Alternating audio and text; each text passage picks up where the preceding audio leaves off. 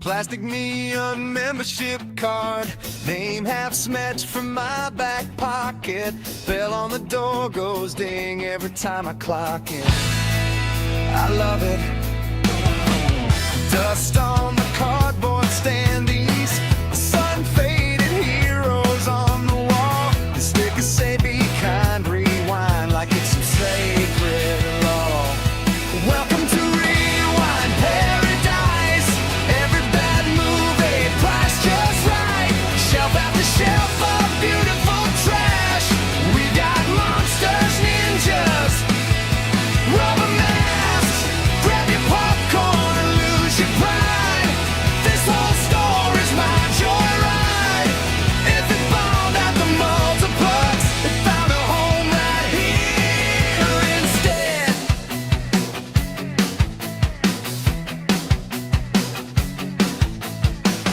Kids in the horror aisle, daring each other with shaky hands.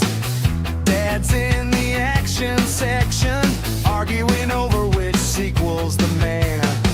Rom-coms in their pink boxes, cops, robots, vampire slime. I know every busted plot twist like they're old friends of mine. Welcome to Rewind Paradise. Every bad movie priced just right. Shelf after shelf of beautiful trash. We got monsters, ninjas, rubber masks. Grab your popcorn, lose your pride. This whole store is my joyride. If it bombed at the multiplex, it found a home right here instead. Friday night line out the door. Phone keeps ringing, do you have part 4?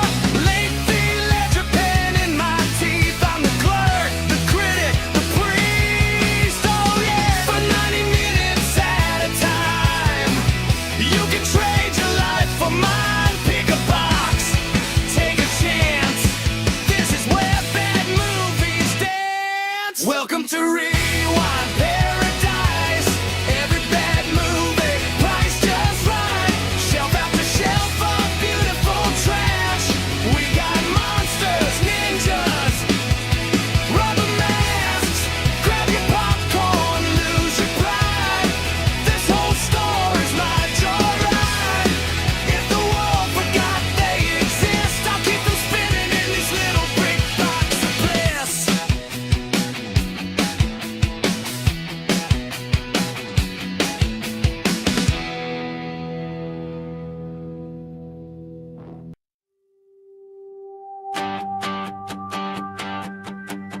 Clock in, fluorescent sun, sticky carpet, same old gum. Scan the shelves of faded sleeves, every cover like family. Guy at the counter goes, hey, what's that one where they time travel twice? Point at the sign that says we file by title. You still ask me twice.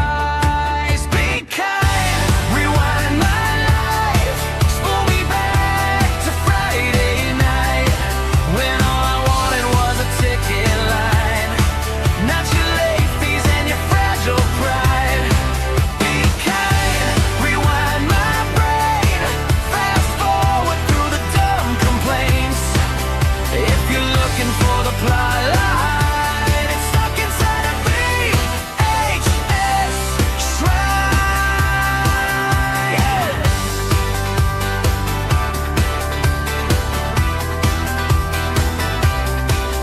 Plastic cases, little bricks, stack 'em higher, hope they stick. Mom with coupons talks too loud. Is this scary? But on the cloud. Teen in sunglasses says, got anything kinda like that space thing?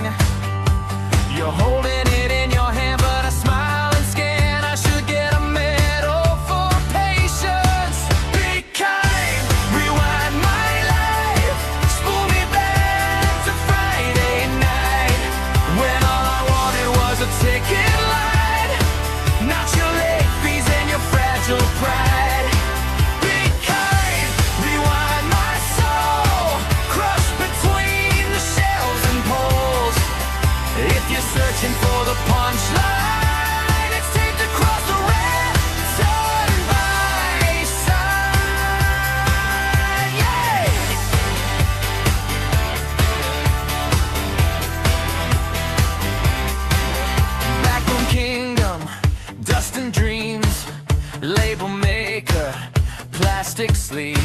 I hoard the doubles, I save the flops, little black rectangles, my secret props. When the open sign flickers, I breathe again.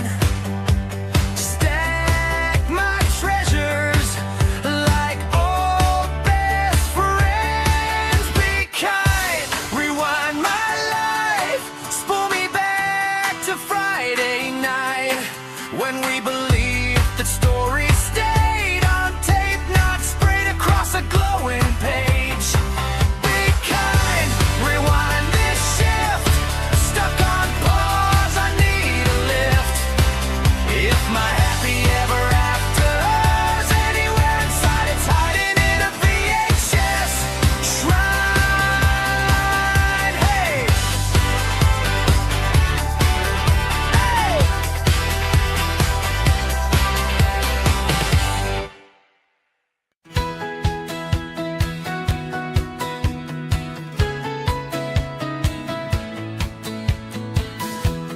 Plastic shelves on every wall.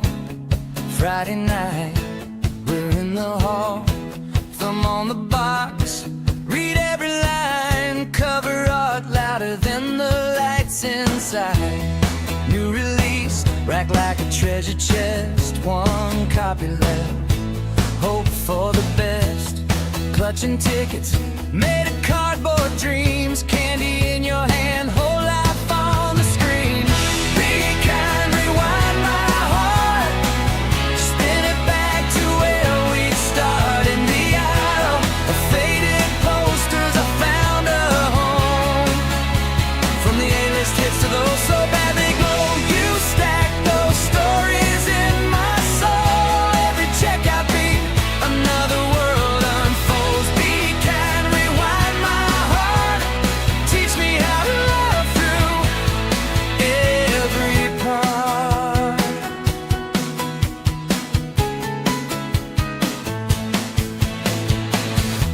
That action flick with the paper flames, aliens drawn with crayons, crooked names.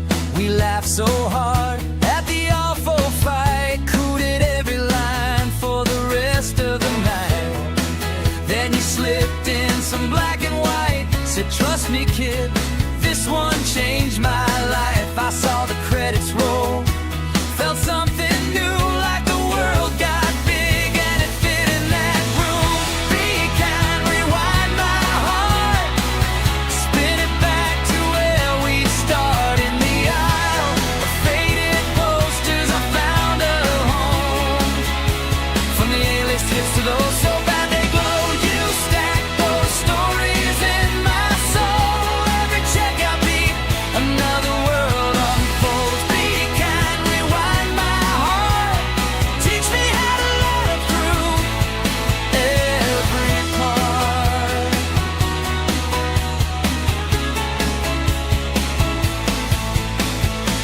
Dusty carpet, humming lights, late fees, late walks, late nights. I grew up between those rows, learning every way a story goes. Now every time the curtains part, I still hear that scanner start. Oh, all those boxes, all that time, press their colors into my mind. Be kind, rewind my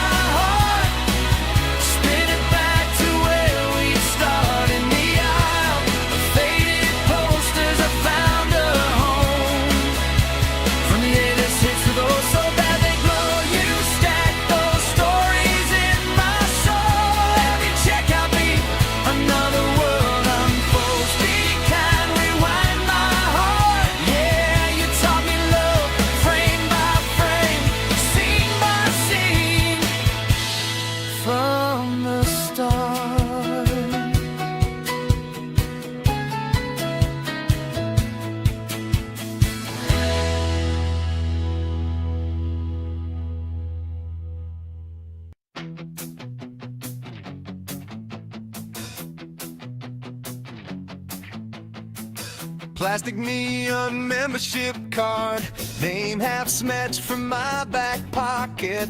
Bell on the door goes ding every time I clock in. I love it. Dust.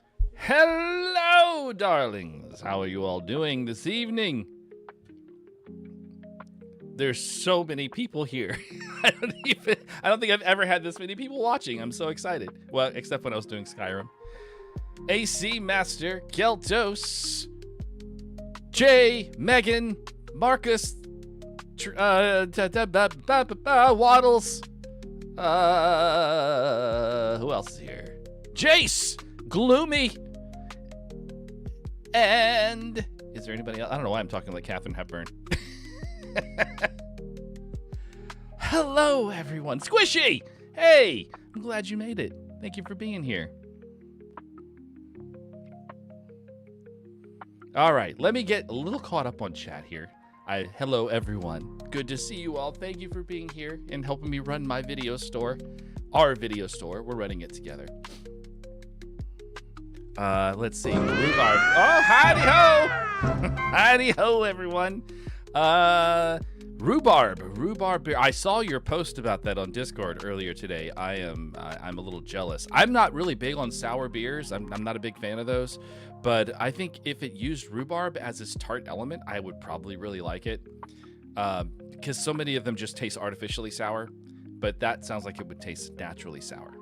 Kind of like we did for the video that we posted yesterday with Squishy's beer. They had that sour cherry that I really, really liked because it didn't taste fake sour. It tasted like a sour cherry because cherries are sour. So anyway, rhubarb and custard beer sounds kind of amazing. I want to see if I can find one around here. Saffron beer? That sounds really interesting. You must give me a full report of that. Because that sounds amazing, Waddles. Rub hard. Rub hard beer. I like the sound of that. You're prepared for the bots to flood in? It may happen. It may. I mean, it's a pretty popular game right now, so it might happen, but I'm not expecting it. It was really sweet. Cool. Sour Korean berry beer. That sounds interesting as well. You know, Waddles, you should be a consultant for Ginger's Taste when we do alcohol. You should send us a list of really great beers, strange, unusual beers that you have. We'll see if we can find them because we do have some places that import from overseas. Maybe we can find them here. And we'll see. We'll do like a video of tasting them if we can find them. But we need your help giving us the names. So shoot them to me in a private message. We'll see if we can find some. Blackberry tea, I love tea, period. I don't know if I've had a blackberry tea. Peach tea is actually much more popular down here in the South. But I've had raspberry tea, and I do like raspberry tea. I imagine blackberry tea would be rather similar. You shall save the chat. Please save the chat. Thank you. I'm glad. Glad you accept that position with honor.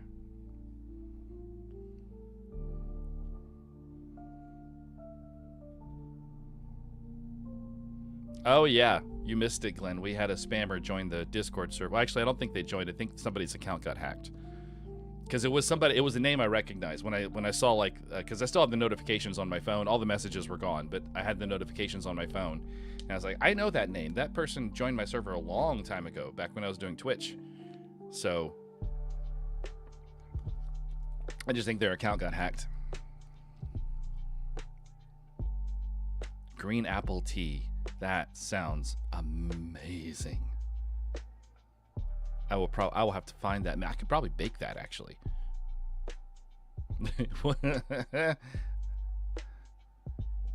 Streamlabs will save chat. Everybody, it's fine. It's fine. Don't worry. Streamlabs is on the case. We are safe.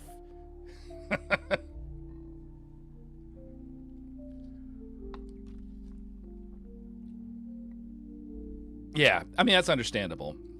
And you did the right thing, so I'm not complaining. So yeah, you did the right thing. Hopefully they can get their account and they can come back.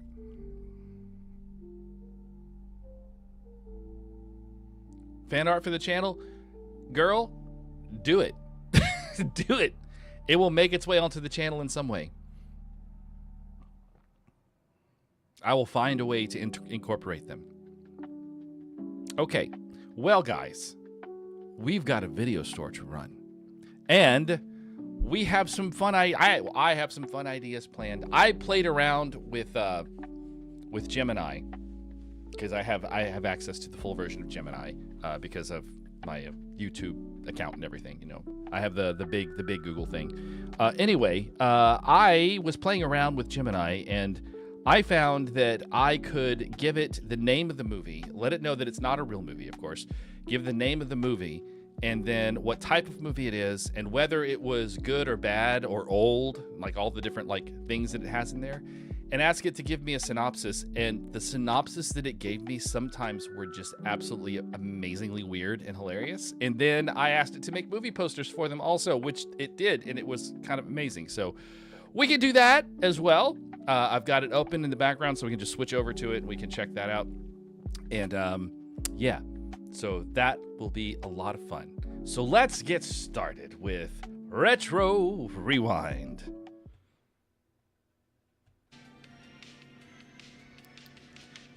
Get my chat back up.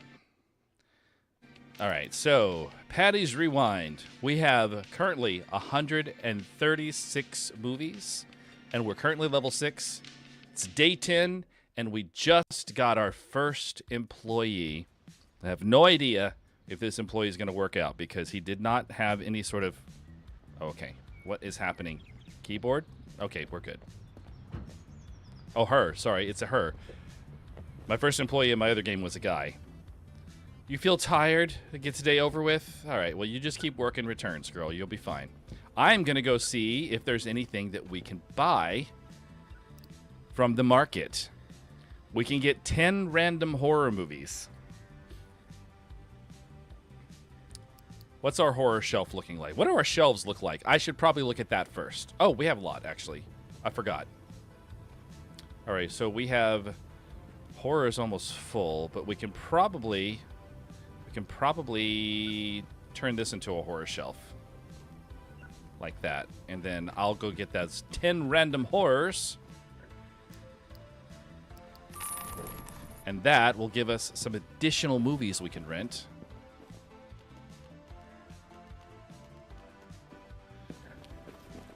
I think one of those is a holographic. We're going to toss that over here.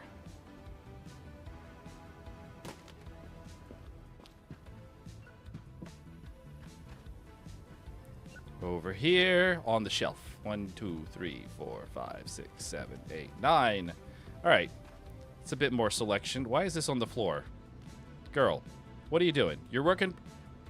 Where did she go? Oh, okay. Why'd you drop that on the floor? Already, demerits. Demerits! I've got my eye on you. You are replaceable, ma'am. 10 random horrors. Okay, so... Okay, I'm going to have to plug my keyboard in because it's doing that. I barely have any juice thing.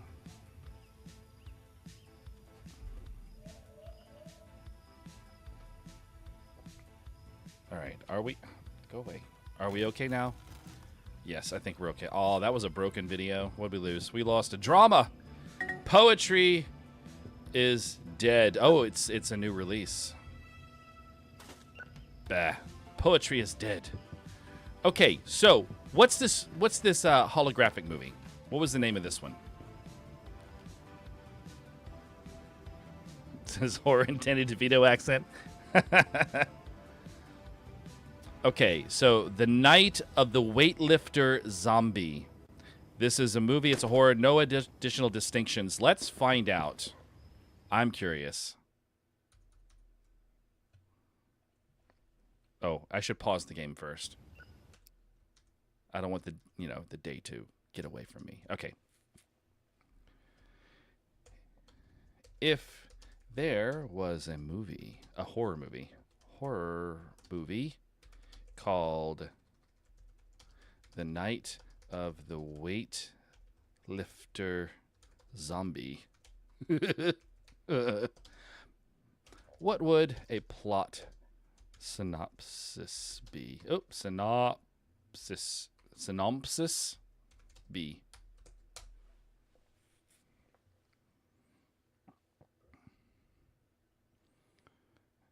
You have basically no clue what this game's about. Anyone who can clue the clues. Oh, so Waddles, this is a simulator where you're running a video rental store in 1990. So I'm buying movies and putting them on the shelves. Customers are going to come in a second and start renting them, and we make money by renting them, and they bring them back. All right, the plot synopsis. The story is set at Apex Iron, a legendary hardcore gym tucked away in a remote industrial district.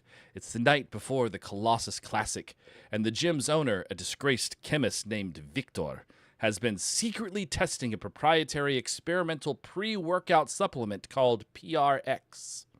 Unfortunately, PRX doesn't just increase vascularity, it triggers a violent hypermetabolic state that continues even after the heart stops.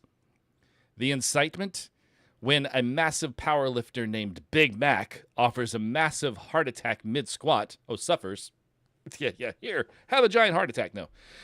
Suffers a massive heart attack mid-squat. He doesn't stay down. He reanimates seconds later with superhuman strength and zero lactic acid buildup. He doesn't want brains. He wants protein. The infection spreads via sup swapping and bites, turning the gym's elite athletes into a horde of 300-pound, vein-popping monsters who can bench press a getaway car. The survival. A small group of survivors is trapped inside the facility during a lockdown. Chloe, a sarcastic cardio kickboxing instructor who realizes her HIIT training is the only thing keeping her ahead of the monsters. Kevin, a scrawny teenager on his first day of a New Year, New Me resolution. And Marcus, an old-school bodybuilder who refuses to believe his bros have turned into monsters. The twist. The survivors realize these zombies aren't just strong, they are compulsive. The zombies are driven by muscle memory. They can't pass a squat rack without hitting a set, and they are lured by the sound of clinking iron. The third act involves a desperate circuit training escape where the survivors must use gym equipment as traps, eventually realizing that the only way to stop a weightlifter zombie is to force them into total muscle failure. Key scenes to expect. The deadlift from hell. A zombie keeps attempting a 600-pound pull, getting stronger and angrier with every failed rep until the floor collapses. The protein shake massacre. A survivor tries to hide in the juice bar only to be discovered by a zombie who can smell the BCAAs in their sweat. The final boss, Victor, the chemist, accidentally overdoses on his own serum and becomes a megazom that can only be stopped by a literal drop set of heavy machinery. Tagline, no pain, no gain, no pulse. Please show me the movie poster.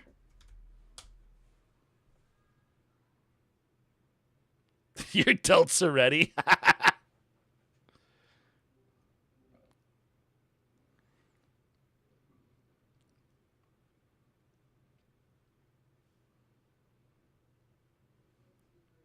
Night of the Weightlifter Zombie. His PR is getting eaten. That looks pretty good. That sounds like it would be a really fun movie. I would probably enjoy watching that one. All right. Are you done with returns yet? No. Okay. I'll help her out with returns so we can get the store open. Sci-fi, drama, horror, and horror.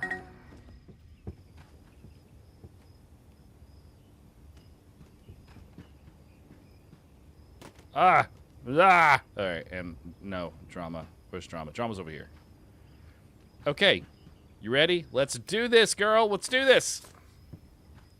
Hey, you want to come buy some movies? Come rent some movies. You look bored. Ooh. You look bored, too. Actually, you look like that guy's twin brother, but, you know, you're probably bored, so come get movies. How about you? Oh, you got a movie. And you. How about you? You want some movies?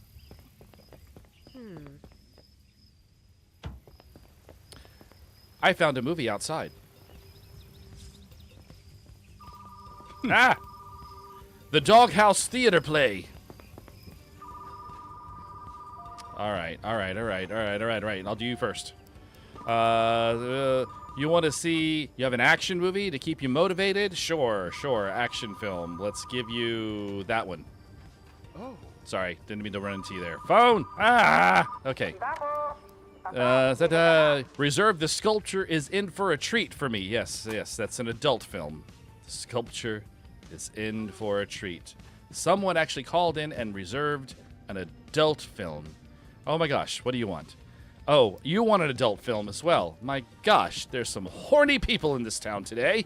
Here. Wow. All right, I gotta run the register. You guys are on your own.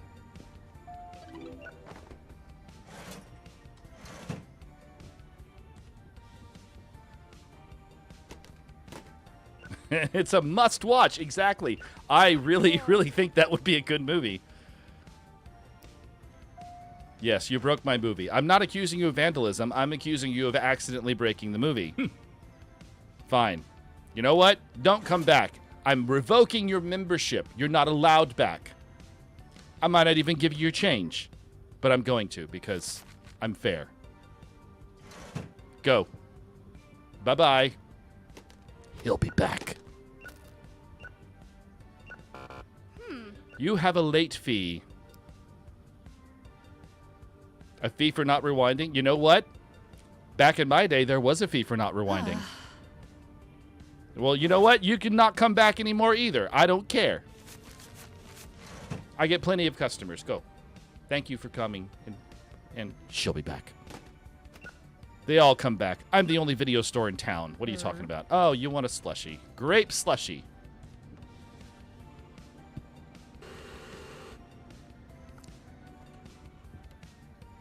There you are.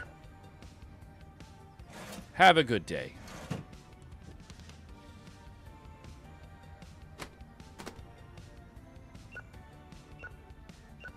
Enjoy your adult film, ma'am. $6.50. Enjoy. Hi. I'll be there in a second, sir.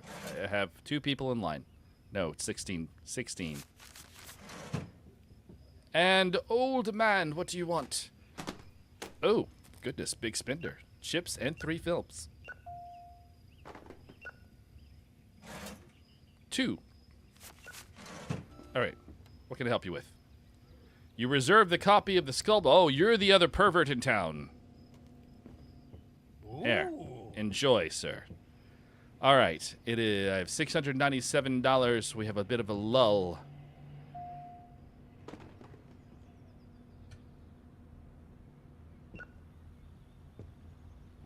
Well, I need to buy adult films. I only own 2 right now.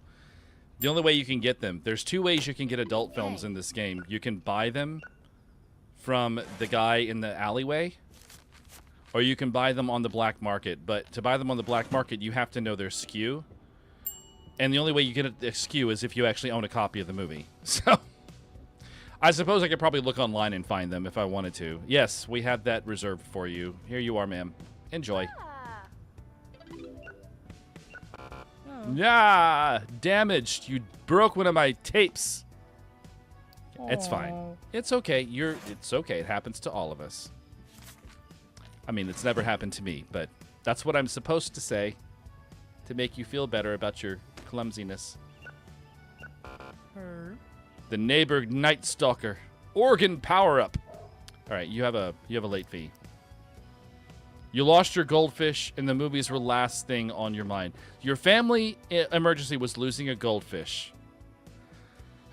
All right, I'll let it go this time. Yes, it's fine. It's fine. It's only $2. I just wouldn't have given you change.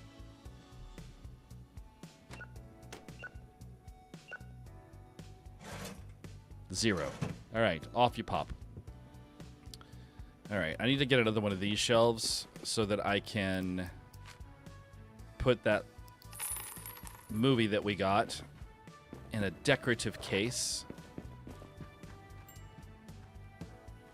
Because I have found that the more of these you have on display, the more customers it draws in. Because in my main game, I have like 20 of them on display, and I could barely keep up. And I have 2 employees. I can barely keep up. It's so fast. All right, lime. Lime. There you are. Lime. Ha ha ha. Okay.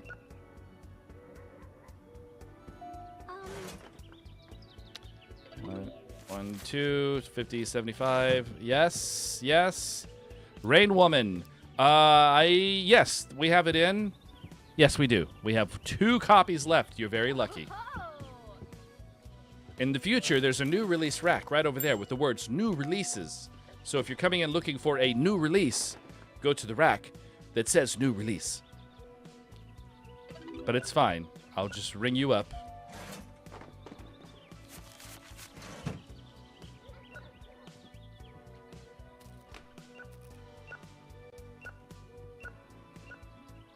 Flush the damn goldfish and bring your movies back, right? It's no excuse. Ah! My dealer is here. Excuse me, sir. I have to go speak to my dealer. I'll be right back. What we got? What we got, buddy? We got 2 adult films. I'll take those. Thank you very much. I'll leave the other ones for now because I'm trying to make money to buy more shelves, but flushing out the adult movie section is a good plan. All right, I've got more adult films now. Okay. Bunch of pervs, you should be happy. More adult films for you. 3.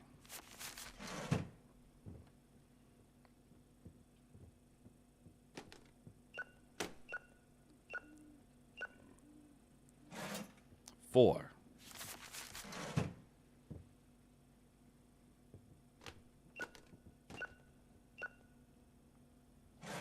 5. No. 5. Done. All right. We have 4 more customers, I think. And then we'll be... Oh, of course. Oh, you broke another one.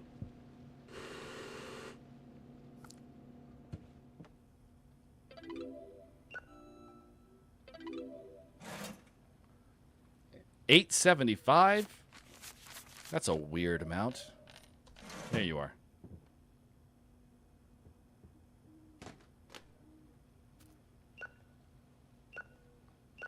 Well, return to movie only a few minutes late. Let's not make a fuss about this. Just cancel the fee. No. Whatever. You can think whatever you want. You didn't bring it back in time. You paid the fee. I'm not running a business here, not a charity. 4. And you, our final customer of the day. And 4 movies. Thank you. Very nice. $4.50. We good? Caught up on returns? All right, let me throw this away because it's broken. All right. I think we did pretty good for today. We made $233. That's pretty good. Oh, so as far as the adult films being behind a curtain, let me show you something.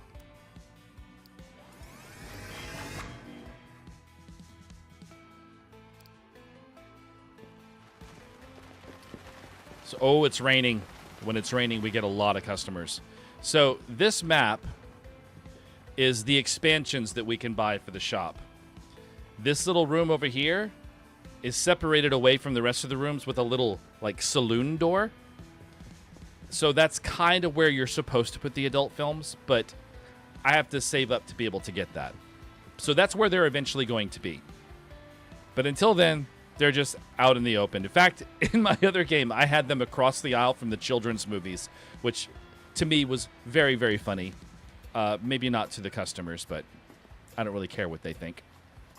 All right, so what do we have coming up? We have Friday the 13th coming up, so we have extra horror movie rentals on this day and a new release the following day. So we have to prepare for that. I've got that claimed. So yes, I am correct. These are based on your Steam achievements, so even though I haven't done this in this game, I still get to claim them, which gives me a bunch of extra money. So you know what that means? More movies! And we'll find one to find a synopsis for, too. So 10 mixed movies. We'll get that. What do you want? We're not even open. You want to reserve Lonely Banjo. Okay, well, you know what? That just sealed it. That's the one we're doing. Lonely Banjo. All right, let's see. If there was a drama film named Lonely Banjo, what would the plot synopsis be?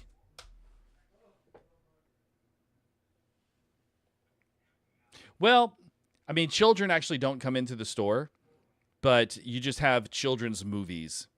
Yeah, there's no children. There's all adults, but they rent children's movies. You also get Christmas movies and they rent them year round, which is weird. They rent them a lot during the holidays, but after you get past the holidays, they still get rented. Only our Deliverance, right? While the title might sound like a folk comedy, Lonely Banjo is a raw, quiet drama about the weight of heritage and the silence left behind by the people we love. It's a character study in the vein of The Rider or Minari. The story follows Elias, a stoic 50-something carpenter living in a fading Appalachian town where the timber industry has dried up.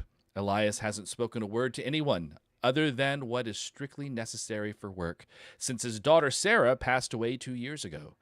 Sarah was a prodigy on the 5-string banjo, the heartbeat of the county. After her death, Elias locked her custom-made banjo in its velvet-lined case and tucked it under his bed. He can't stand the sound of music. To him, it's just the noise of someone who is no longer there. The conflict. The silence is broken when Leo, a foster kid from the city with a history of behavioral issues, is placed in the house next door.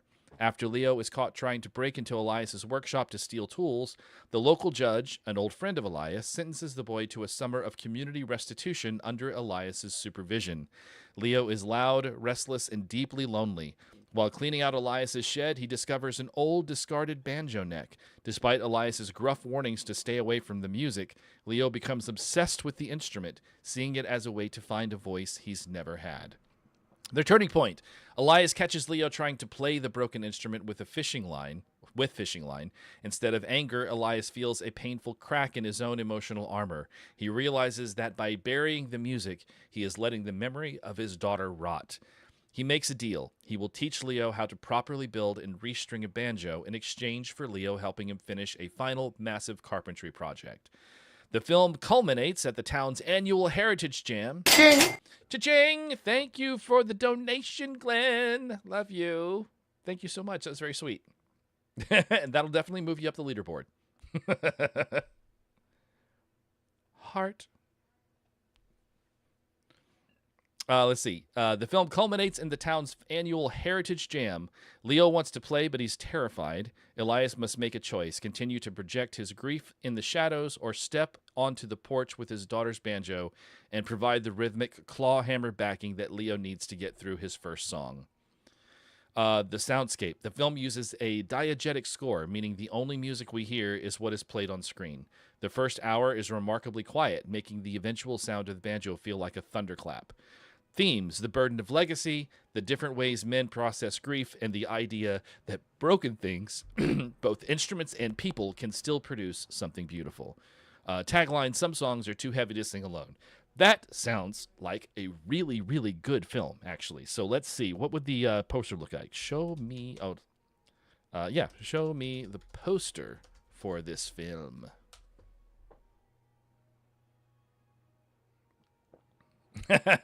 Number 1, yes! You go.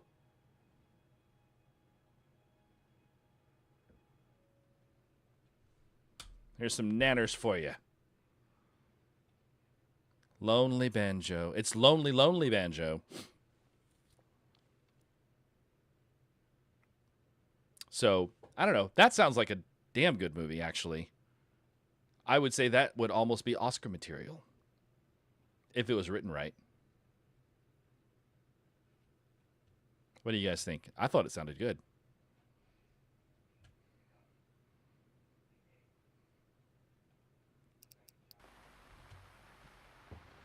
Okay. Random movies. Start putting these up.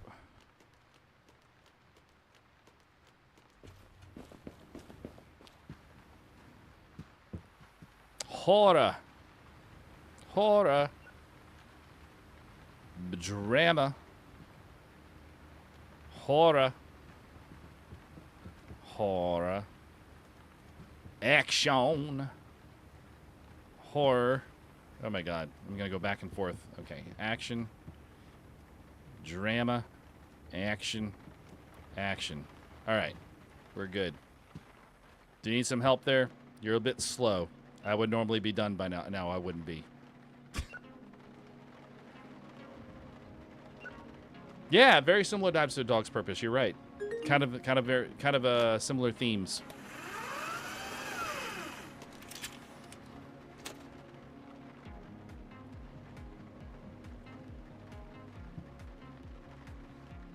That would be hilarious if it did. If my name came up in one of those AI-generated synopses. That would be wild.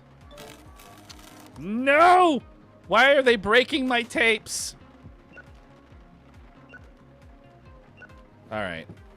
I got some new release. Oh, Rain Woman's not new release anymore. So these need to go to the drama shelf. That one's new release. As is that one. All right. Action. Drama. And doink. And doink. And doink. All right. And then adult. So what I want to do now is I want to find the Rain Womans. And I want to keep 2 of them. And take the rest of them and put them in the back. Until I can get a sell bin. Because you can get a bin that you can sell movies with. Forget when you get that. When do you get that?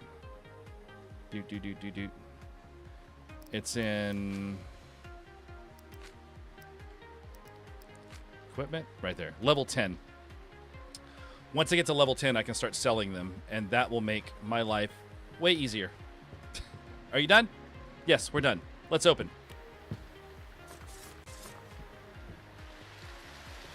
Teleport you to the 90s.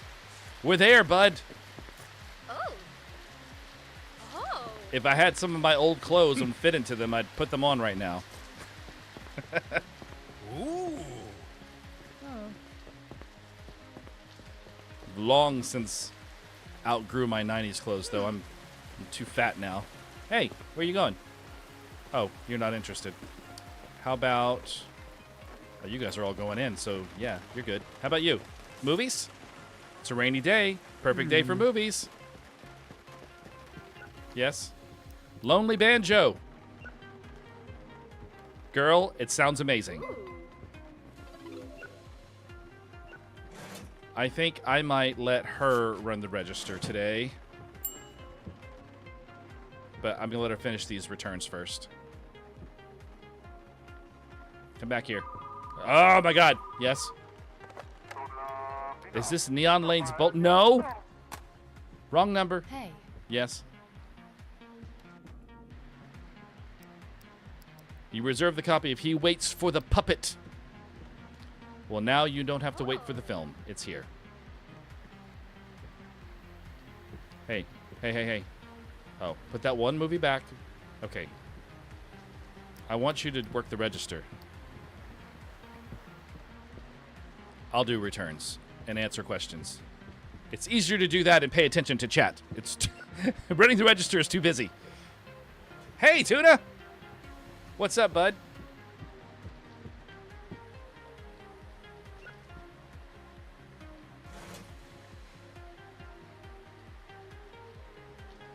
It's a bit of a knot right here.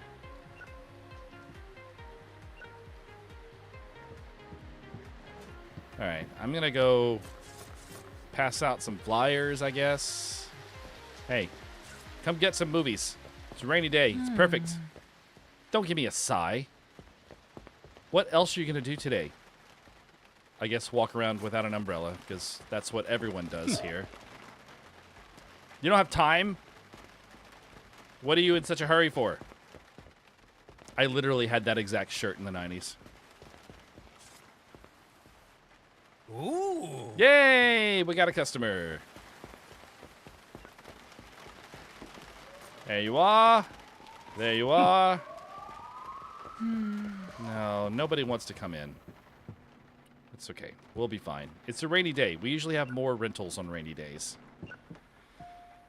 Do I need to? I probably should. Breakfast bar. Excuse me, Sweet Buster. Oh my gosh, I'm busy. They always have questions and want me to help them when I start stocking something. It never fails. Yes? What? What? Sorry, you have way too many movies to choose from. Girl, please. A good one. You just want a good one. You don't want a good science fiction one. Okay. Hey, wake up. Wake up. Start carrying a damn taser. Good. You want a good sci-fi movie. There you go. Found one. Wasn't that hard. All you got to do is mouse over it and you can tell. Ah, ha, ha. We have returns.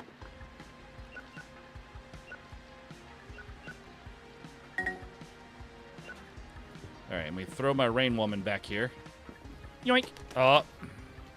Yoink.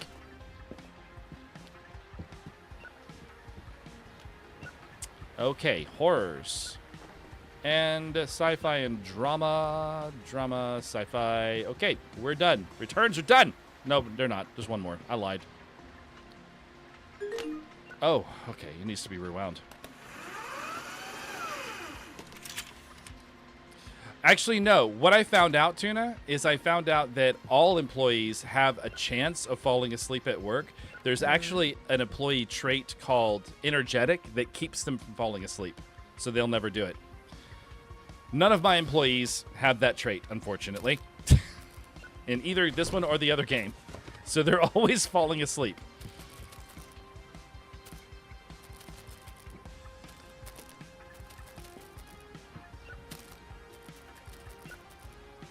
Okay, we're done. We restocked. Rain Woman reserved onto the shelf.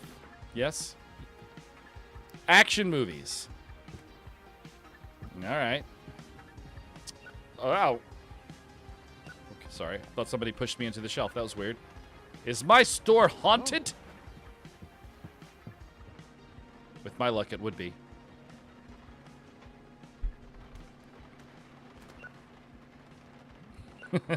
Oh, you know what? I should look. Should I fire her? Let's find out. Strong immune, strong bladder, never goes to the bathroom. Runner. No.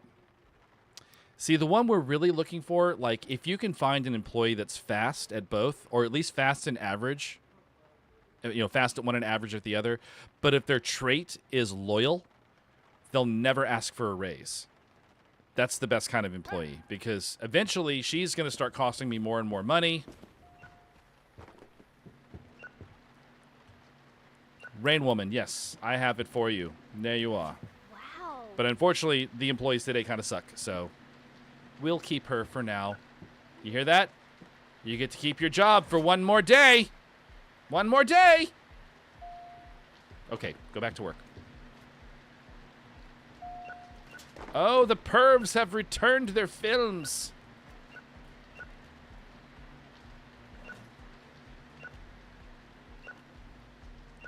All right, Rain Woman is going to go back here. Whoop. Tim, John, and the bread. I feel like that may need that may need a plot synopsis. The hunted music. The sacrificial officer. Oh, and adult. Soaking my fairy, and the sculpture is in for a treat. And we have one more, and it's a Rain Woman. Oh, you want to talk to the manager? You know what? The manager will always make you pay the fee. Maybe the movie I returned broke when I dropped it in the drop box. That's not my fault. No, that's not what happened. No, it's not. You break something. If you went to an antique store and you broke something, they'd want you to pay for it. Why is it unfair here? I swear to God, people.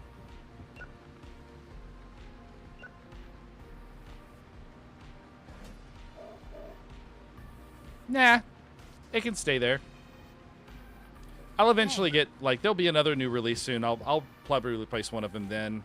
I could move it to face out. No, that would be, well, I could do that. Hang on. No, that overlaps. Never mind. Once I can expand a little bit, which actually I might be able to. Can I? I can. It's going to take all my money, though. I'm going to go one more day before I expand. Are we done? Is that the last one? Yeah, okay. 231. Not bad.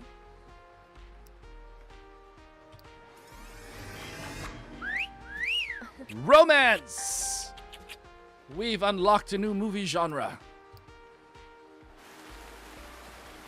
I'm gonna need more shelves. Actually, no, we'll do romance here, right next to the adult films. That makes sense. Alright, so we should get 10 free romance movies. Let's go throw those up on the shelf. Oops.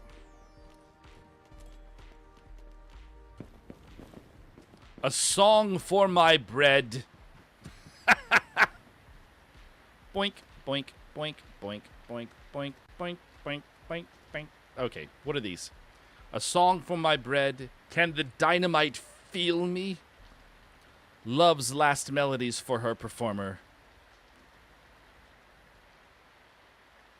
A Letter to My Tobacco. Tobacco Love. A Lifetime of Love with My Breakfast. Quiet Time with the Dinosaur. Love's Last Melodies for Her Jester. One Statue Away. And Magician in Love. Robotic Comedian Takeover. It's a sci-fi film. It's a good sci-fi film. Robotic Comedian Takeover. Hey, work returns. Work returns for now while I'm doing other stuff.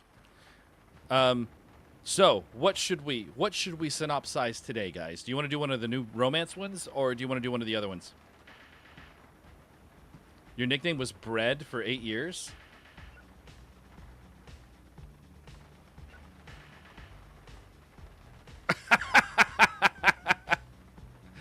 You ate bread during your Zoom group calls? That's funny. You know what? I love bread too. And I limit my bread intake because I'm trying to keep from getting too overly fat. But I do love bread.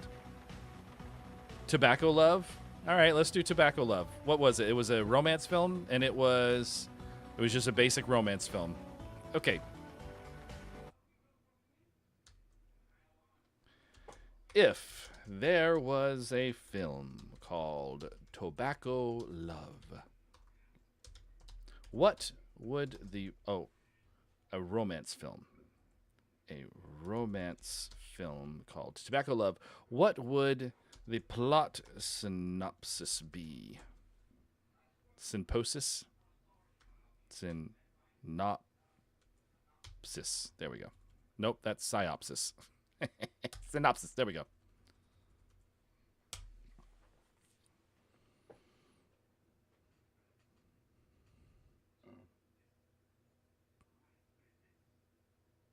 Yeah. Man, I love bread. I love all forms of bread, but especially French bread. French bread's my favorite. But I grew up eating it. You know, South Louisiana. It's part of our diet down there. Everyone eats French bread. Tobacco Love is a sweeping, sensory-rich period drama set in the rolling golden hills of 1950s North Carolina.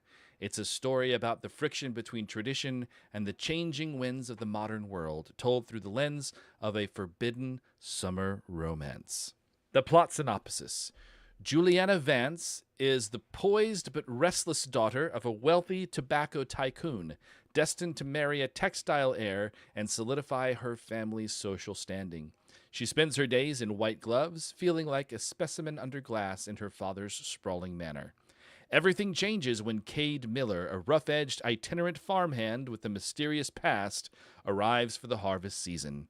Cade isn't just a worker, he's a tobacco whisperer, a man who understands the soil and the plant with a soulful intensity that Juliana has never seen in her high society circles.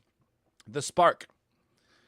The worlds collide when Juliana, seeking an escape from a stifling garden party, wanders into the curing barns. She finds Cade working the fires late at night, the air thick with the sweet, heavy scent of drying leaves and wood smoke. What begins as a clash of classes turns into a clandestine education. Cade teaches her about the grit of the earth, while Juliana shares her hidden dreams of becoming a writer. The conflict. The romance is as volatile as the tobacco market. Juliana's father, realizing his daughter's distraction, threatens to ruin Cade's reputation and run him out of the state. Meanwhile, the town is gossiping, and the pressure of the upcoming tobacco ball, where Juliana is expected to announce her engagement, reaches a breaking point. The climax. A devastating late summer storm threatens to destroy the entire year's crop. The Vance family fortune. The Vance family fortune. In the frantic, rain-soaked night, Juliana must choose between saving her father's legacy or standing by Cade as he risks his life to save the harvest.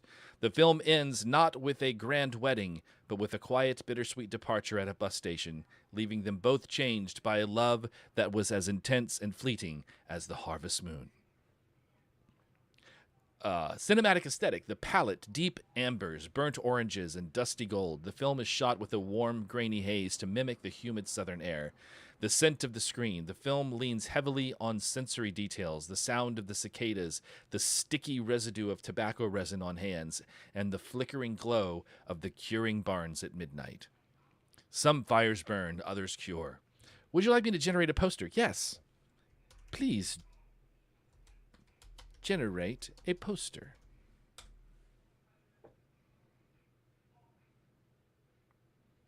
Homemade cinnamon bun? Girl, you're speaking my language. I haven't made homemade cinnamon rolls in a really, really long time. But the last time I did, I made it with that Abuela Mexican hot chocolate brick. I grated that onto the inside along with the cinnamon and the sugar. It was really good. It's like a Mexican chocolate cinnamon roll. It was delicious. That looks like a pretty cool poster. I'd like it if it was actually photographs and not like artwork, though. But it's cool as artwork. Yeah, it's not a bad concept for a film. It actually sounds like it would be good. I mean, there's nothing groundbreaking about it. That type of story has been told a million times before, but it's an interesting setting on a tobacco farm, you know. I don't know. I would watch it. It sounds interesting.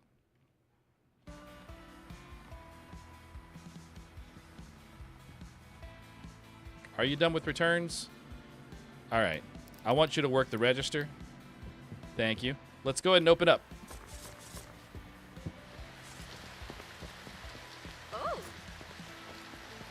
Everybody come. Everybody come. Get some movies. You already have movies. How about you? Nope, you're not interested. How about you, sir, with your purple outfit? You like movies? Well, I'm not pressuring you to buy. I'm just letting you know we're there. Besides, you don't buy, you rent. Okay, everyone out of the way. What can I help you with? The robotic comedian to take over. I do believe we have that. There you are, and this is broken. Great. Do. Yes. You want a bad science fiction movie. You have come to the right person. I can recommend at least 20. Let's see if I have any in stock. These are all good. This one's good. This one's bad. The organ power-up. It's terrible. Okay, I need to return. Okay. Actions. That's reserved. Cosmic RV trip with the bandit. So I got science fictions. And drama. Another action and 2 horrors. I can pick up everything. Cool. Horror.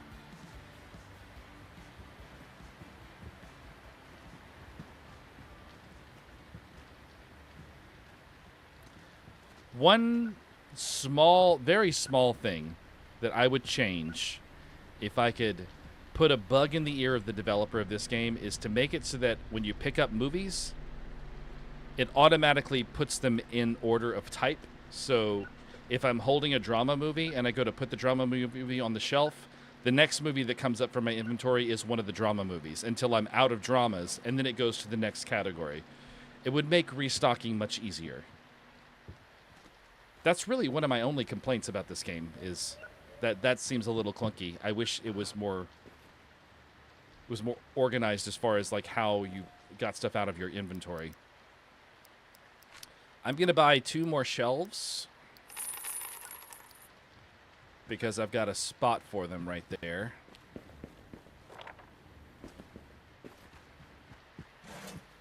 Right here.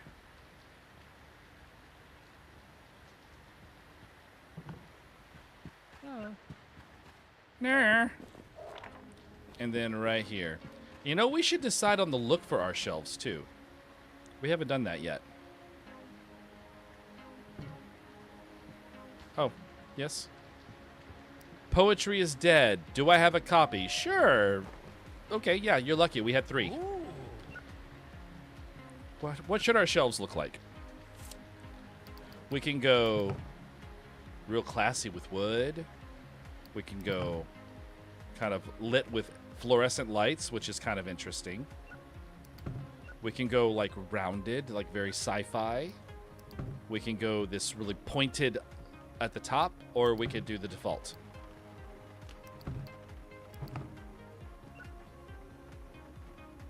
This, I know it's probably not realistic, but from a gameplay element, it just makes sense that it would work that way. And it's probably just my over-organized brain trying to make organization in something that's naturally chaotic.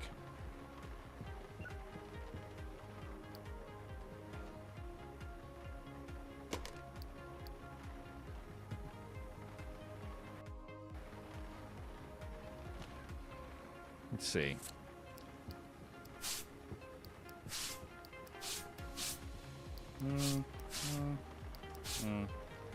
Oh. Rainbow. How about... I'm trying to think of what would look good with the walls and floor in here, because we went with the stars on the walls, which I like. Maybe this, because there's stars.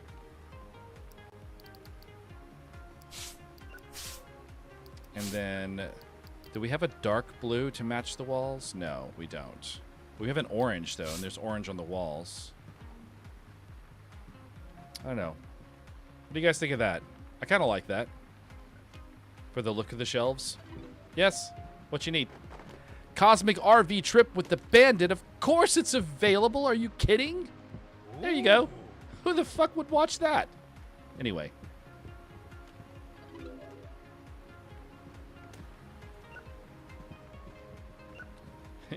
Rainbow. Make it the gay store.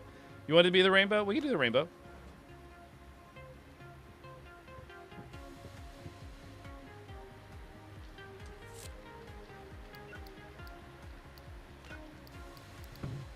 So, when you say you like the third one, you mean the third in the list of the shelf type?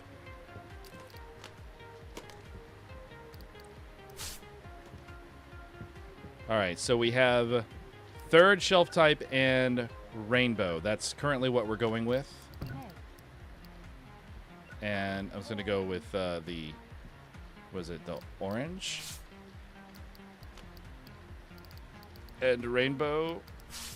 No, that's not right. Oh, it's just black. Okay. Yeah, I like that too. Oh my gosh. What? Do you have any cool science fiction movies to watch? I'm a huge geek, I know. Girl, same. Same. And oh my gosh, we only had 1 left. There you go. Enjoy your 1 sci-fi movie. All right, I need to do the rest of the shelves. Third and rainbow. Oh gosh, my dealer's here. Third, rainbow.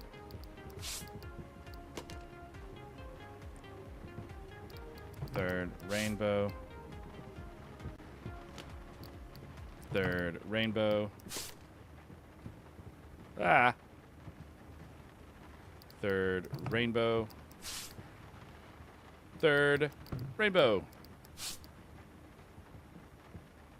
Oh, new release is his own thing. Oh gosh, you want to see the manager. What happened? Did you break something? The movie was so bad you broke the tape? You have anger management issues? That's not an excuse, dude. Pay. Seriously? You think you're going to get off on a technicality like that? No, sir. No, sir. That's not how rental stores work. Oh, she fell asleep. I can hear her snoring. All right, do this real quick, and then we'll go wake her lazy ass up. I swear to God, I'm going to start bringing a taser to work. Hey, wake up. You got customers to ring up. I got a dealer to go see. We have Yummy Doghouse and chocolate-covered toadstool. I think we all know what that's a euphemism for, right? I mean, look, we have 2 cherries and a mushroom on the cover. Come on. Oh, we also have Pour Shroom, You're Mine, and the Tobacco Strategy. I wonder if the Tobacco Strategy would be a sequel to Tobacco Love.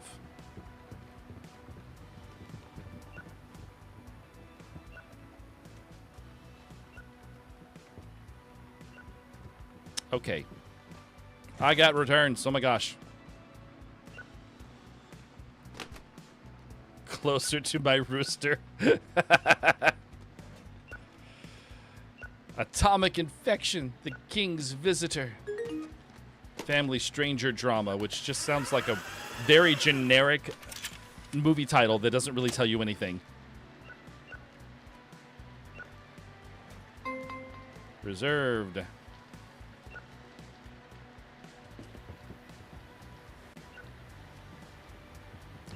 Rain Woman. Yeah. King's Visitor. Okay, action. Okay. There we are. Over here. Okay, all done. Okay. Oh my gosh, it's full again. It never ends.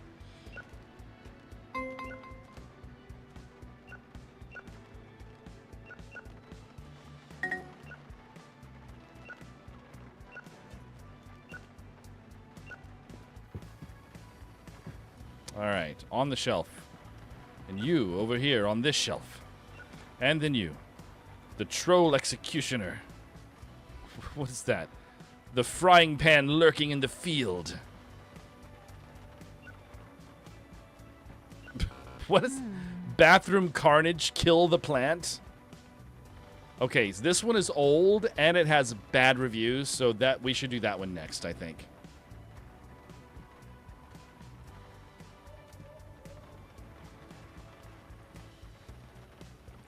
Closer to My Rooster? Okay, we can do that one next.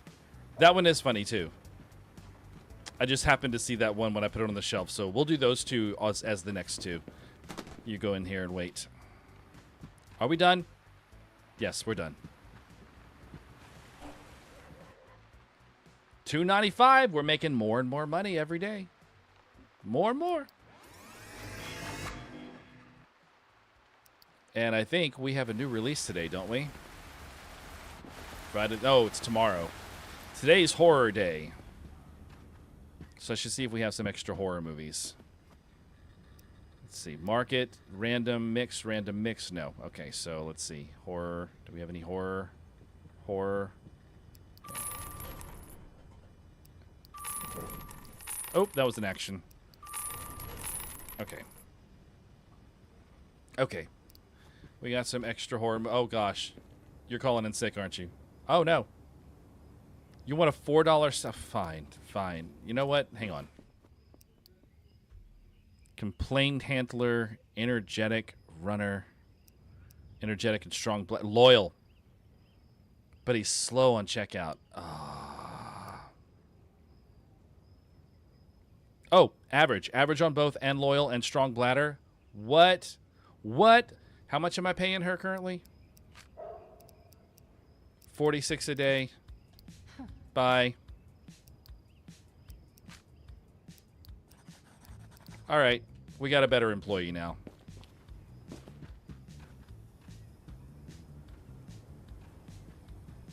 And here he comes. The man with the plan.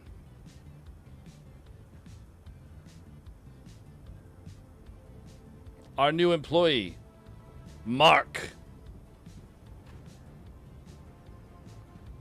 Yeah, it's all right. You got time to go clock in. I'll put you on returns. You will never ask for a raise, and you'll never go to the bathroom. You're the best employee ever.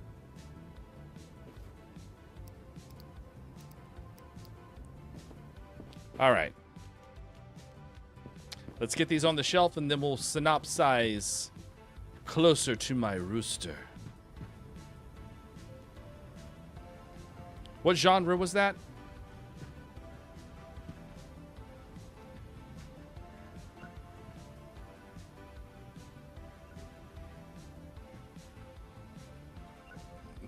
Maybe. No, they just go to the bathroom. If they don't have bladder control, they take breaks to go to the bathroom.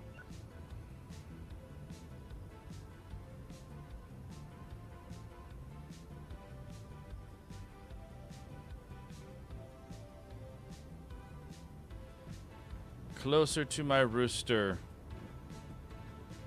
What genre? Do you remember what genre that was?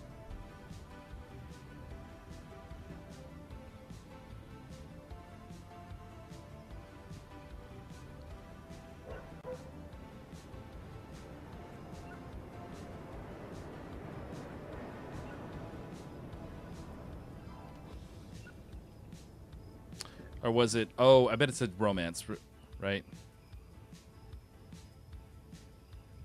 Yes. Closer to My Rooster. It's a romance. It's a good romance. Okay. All right. Let's find out. If there was a the pee in a bottle, right? They keep the bottle underneath the register so no one sees. If there was a romance film that got good critic reviews called Closer to My Rooster, what would the plot synopsis be? Oh, the plot.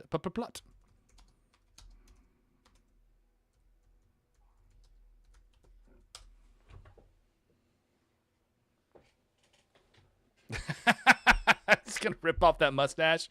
Oh my gosh, right? And then I'm gonna find out that I don't actually own the store. That the person who owns the store just hired me to act like I own the store. All right, Closer to My Rooster is a critically acclaimed poetic romance drama about identity, community, and the friction between duty and self-discovery. Think Minari meets Nomadland, but with a unique, grounded story set in the heart of rural Hawaii. It does sound like it could be an adult film. I agree. The story follows Elena, a Polish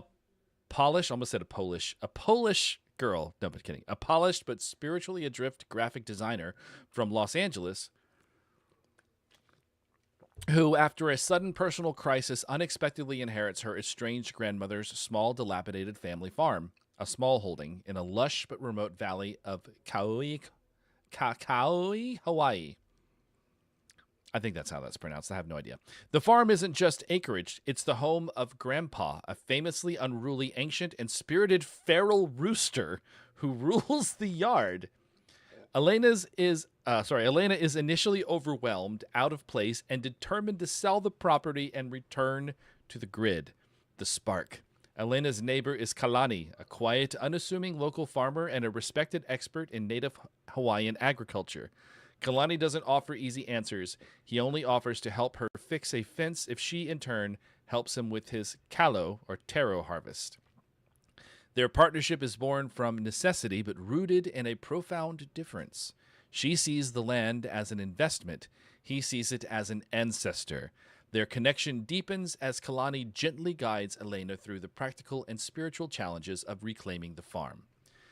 The central conflict is twofold. Community pressure. A powerful agricultural corporation offers Elena a substantial sum to buy the valley land, creating tension. The local close-knit community fears development, and some look at Elena, a mainland relative, with an unclear agenda with deep suspicion. Internal friction. Elena finds herself falling for the land and for Kalani. She feels closer to her rooster, a symbol of the untamable, raw spirit of the island, than she ever felt to her structured LA life. Kalani, however, is a man who can't easily imagine leaving his ancestral home, and he is hesitant about a relationship that might only last a single season. The relationship and the land are both pushed to the brink during a severe tropical storm that threatens the entire valley. In the frantic, rain-soaked night, Elena and Kalani must trust each other, risking their lives to save not just the crop, but each other. In the end, Elena's grandest act isn't selling the farm or staying forever. It's finding a way to legally preserve the land for the community, defining her love for Kalani and the island on her own unexpected terms. The look is shot with soft, diffuse sunlight, emphasizing deep greens and natural earth tones. The cinematography is intimate and respectful.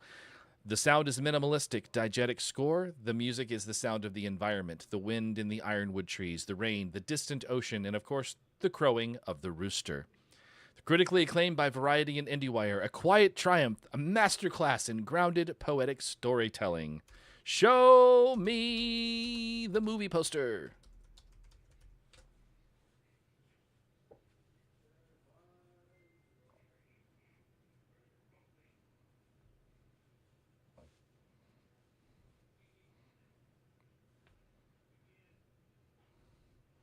Yes, not the PPPS, so it's plot, not ps.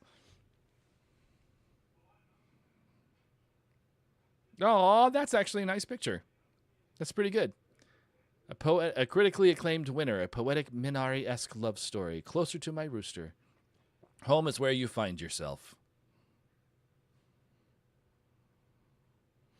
It's more wholesome, right? It's definitely more wholesome than my mind went to. But it's actually the idea of a feral rooster being like symbolic of like the wild of the land. It's kind of a cool idea, and they could like pepper that throughout the whole film, like the sound of the rooster crowing every morning, and then maybe they could have a scene at the end after the aftermath of the storm. They both see the rooster like come out of the debris, and he's like, "Okay, well the rooster lived." So it's cute. It's cute. That would be a cute movie. I would probably. Romantic movies are not really my forte. I'm not really super into like sappy love stories, but I would probably enjoy the atmospheric storytelling of in Hawaii. That would be kind of cool. Okay, you, and you, and you, and you. Okay, we got some people interested. Are you gonna stare in my store all day? Yeah? Okay. All good. Just wanted to make sure. Oh, I have a... Did I put those new movies on the shelf? I'm pretty sure I did. Yes, I did. Okay. Oh, gosh. Questions already. Yes? Family monkey drama. Yes, I have family monkey drama. At least I think I do. Oh, well, he's still on returns. Okay, well, I guess I'm running the register for now. 13. Hey. The Grave Robbers Chimp. Did you reserve that, really? There you are. Have fun. $1. Oh my gosh. Can you guys not find movies on your own? Mind Reader always watching that I reserved. Yes, you have that. We have that. The Mind Reader always watching. Nothing. On your way.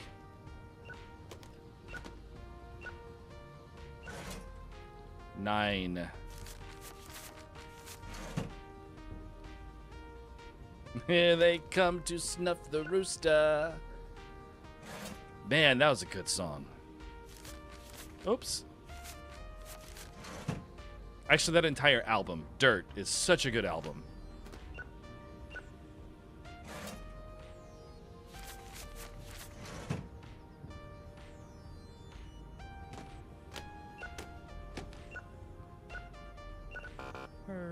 All right, you have a late fee, sir. Well, it's okay. I mean, we're not revoking your membership over a late fee. You just got to pay $2. Yes. Race car on death row. I'm pretty sure it is. There it is. And here you are.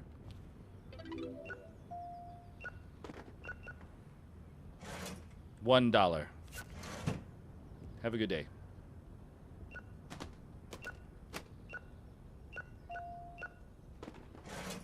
$3. All right. Have a good day. And you, ma'am.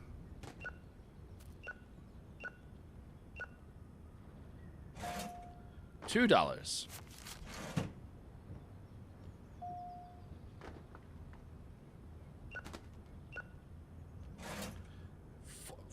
42. Okay. All right. 20, 40, $2.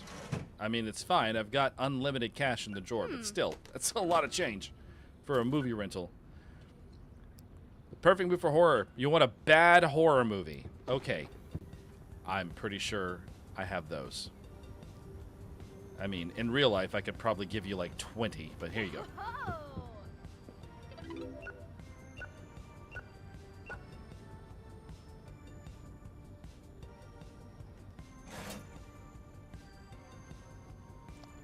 $5. I hear. Oh. I'll be right back. I gotta go wake up my damn employee. Wake up! Psh. Mark, get to work. Hey. Yeah, I'll be right with you. You will need, you need 60 cents.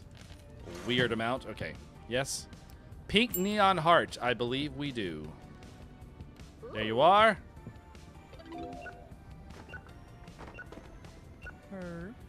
You want a slushie. Of course you want a slushie.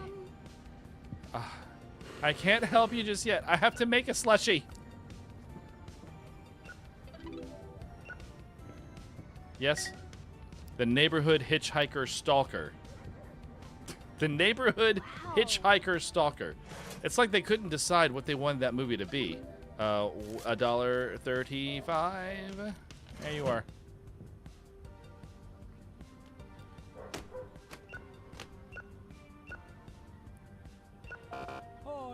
I don't think you broke my movie. I know you broke my movie. Yeah, okay. That's fine.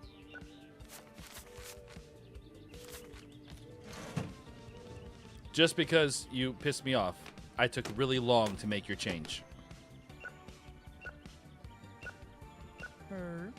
And you want a cherry slushie. Hardly anybody ever orders a cherry slushie. They always want grape or lime or rainbow. Very rare to get a cherry one.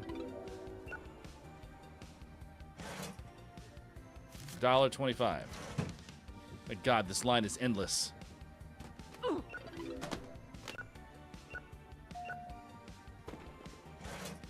$4. Rhubarb slushie sounds like it would be really good. Oh, no.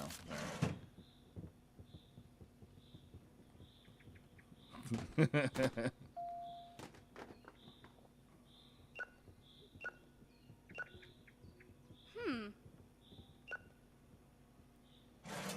All right, 5. Oh, God. Okay. What you need, Mohawk Lady? A dead coffin install 66. I'm pretty sure we do. There you are. I have no idea what that movie would be about. A dead coffin? Like, that implies that there is a live coffin, which is very confusing, because why would a coffin be alive? And why is it weird that it's dead? And why is it in a bathroom stall? I have questions.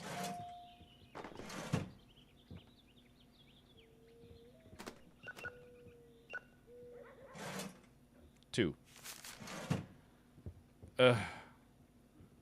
I should have put him on the register. $5.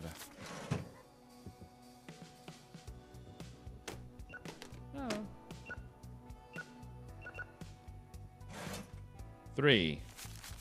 50. Oh my god. Okay, yes. You want a horror movie. Okay. How about The Casket in Tim's Room? Ooh. I don't know who Tim is or why he has a casket, but apparently it's very scary. Hey. Grape.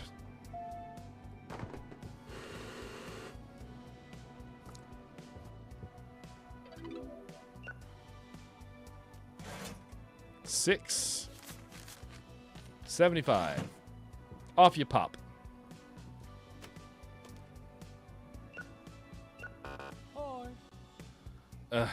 Yes. Huh? You're paying the fee. Thank you very much. Are you? Hey. Why don't you take the register? I don't like running the register.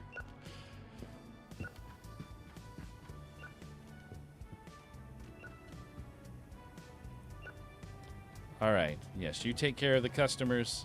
I will stand by the door and say, thank you for choosing Patty's Rewind. Tim is a big weirdo for having a random casket in his room. I agree.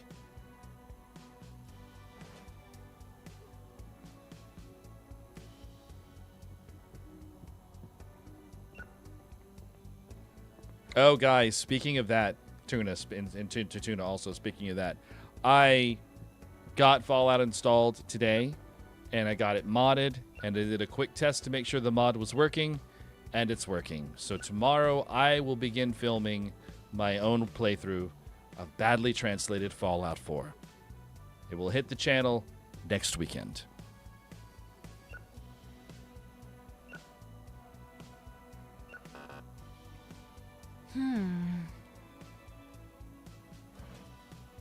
I mean, there's a certain coolness of having a casket in your room. I have to admit, you know, if you like that sort of dark Halloween-y aesthetic,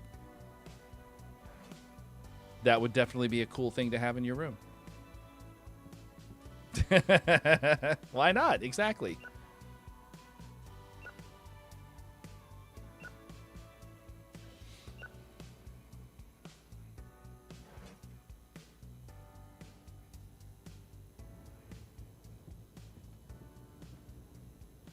Oh, yeah, no, I've played Fallout 4, but it's been a really long time. Fallout 4 was the game that I bought when I bought my PS4. If you can, I mean, yeah. It was that long ago. So I have not played Fallout 4 in a really, really long time. The good news is my husband, as most people who have met him know, plays Fallout 4 incessantly. Like he's on his like 50th playthrough, so he knows the game like the back of his hand. So if I ever get lost, that's who I'm going to talk to.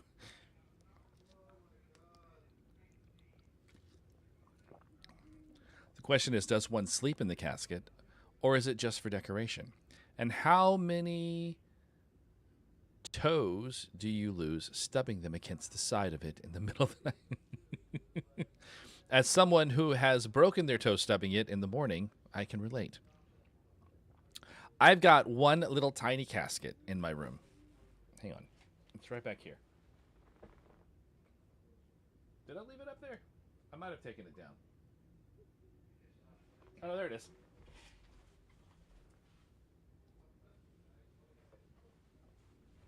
This is the only casket in my room.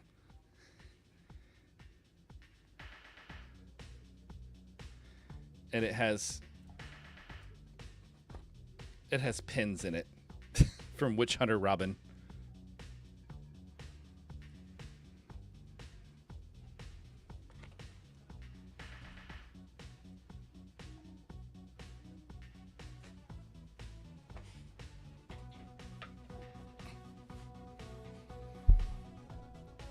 You want to help me fight the Dragon Lord?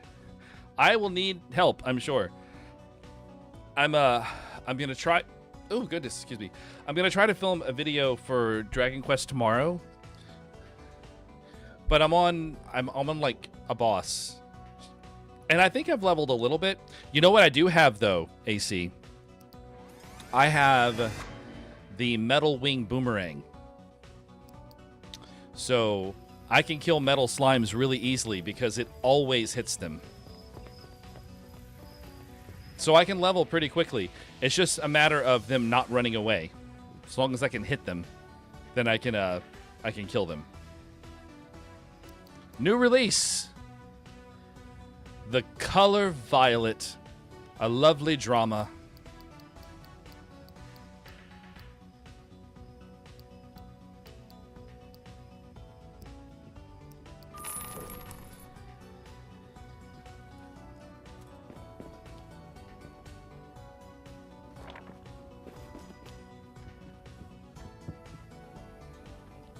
All right, I need to put this, I'm gonna put this here so that people can see it outside the window so they know they have the Color Violet in stock. We can go rent it there.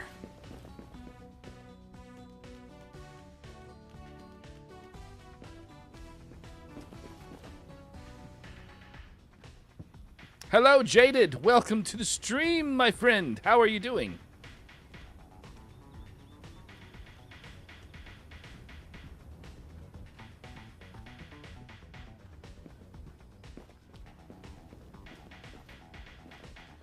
There's a vampire in it that looks, it's also a pencil sharpener. The pencil is a stake. That is so cool, man. That sounds awesome. If you're on the Discord, put a picture of it on the Discord. I would love to see that.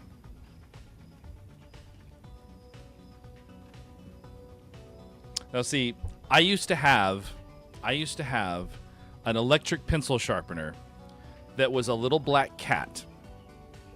And the pencil went in the cat's butt. And when it ran, the cat would meow. It had meow sounds. And it was the coolest thing ever. And then it broke, and I was very sad. So I don't have it anymore. But I loved that thing. That was a gift from my friend Gene a long time ago. Sci-Fi's. All right, I'm going to start running returns. Why don't you help me with that? I'll start, and you pick up after me. I'll do these new releases, which we don't have a lot of space for anymore. I just realized. Because I bought 15 of the new release. So I think we're going to need another new release shelf. Yeah, let's go buy one.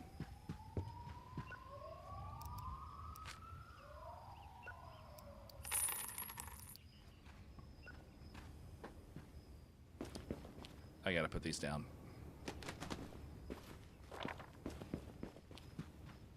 Okay, let's see. Where should I put this other new release shelf? I should actually move all of these, I think. Actually, I don't have a way to move them. You know what I'm gonna do? We're gonna do this.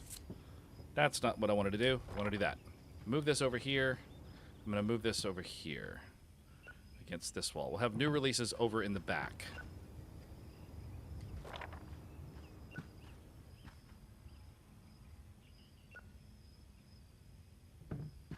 Okay. I'm gonna grab these and I'll put them on the extra new release shelf. Actually, it's bigger. Cool. Bigger shelf. And that was a drama. Did he put it in here? Sometimes they'll do that. Nope, I think I got them all. Okay, we're good.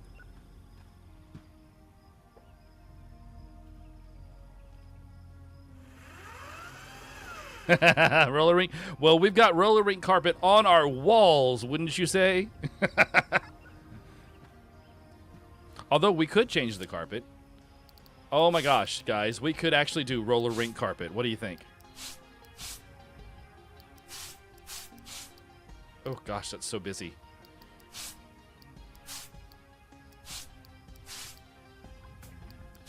I kind of like the stars to match the walls. What do you think? We can change it if you guys don't like it. I like that, though.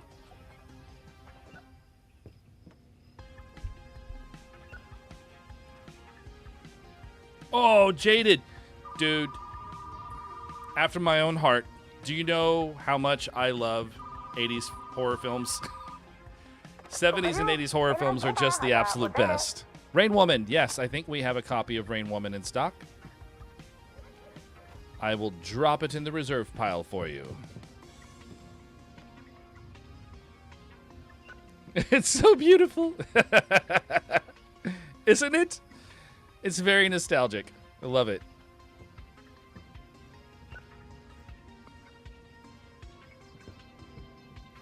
All right, let's get some of these horrors reshelved because we've got a lot returned. Are you kidding me? Broke another one of my movies.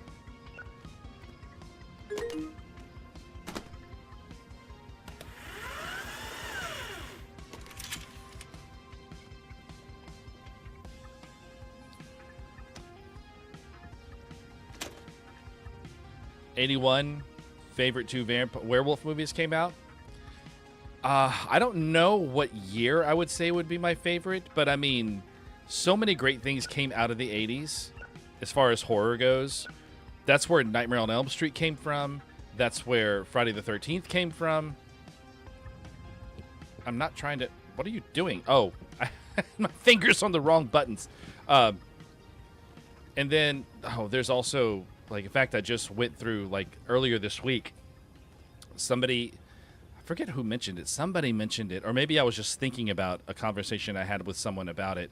I ended up watching, which it's actually a 70s movie, ended up watching Suspiria, which is one of my favorite horror movies of all time. And then, right after that, the next night, I watched the remake of Suspiria, which is one of my favorite modern horror movies. Go back to the checkout. Thank you. All right, I think we're ready to open. But also, as far as the 80s horror movies goes, I mean, that was when the Empire Films had their big heyday with Stuart Gordon taking the reins on adapting H.P. Lovecraft stories into movies. And we got Reanimator, and then we got From Beyond, and then Castle Freak, and all of those were just like amazing films with amazing Jeffrey Combs in the lead, with Barbara Crampton as the female lead, and those are just some of my favorite movies.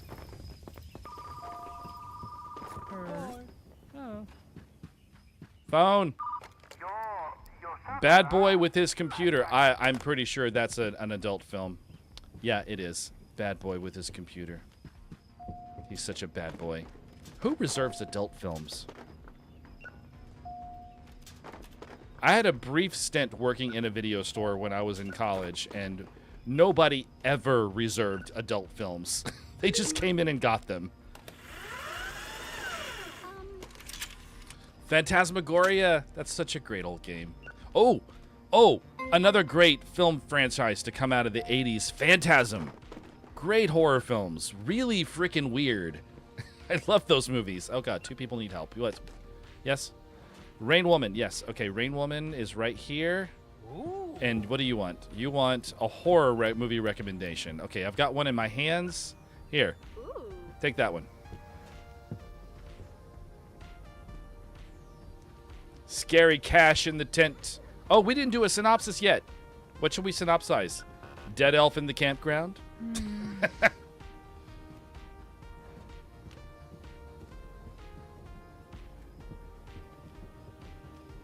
All right. Let me get these returns taken care of, and then we'll do a synopsis.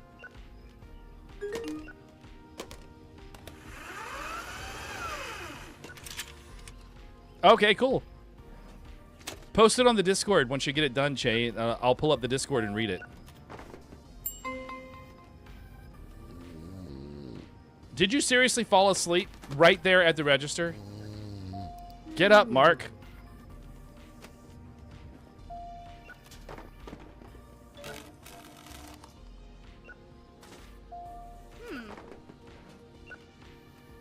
Oh, also, probably should have mentioned this at the beginning of the stream, but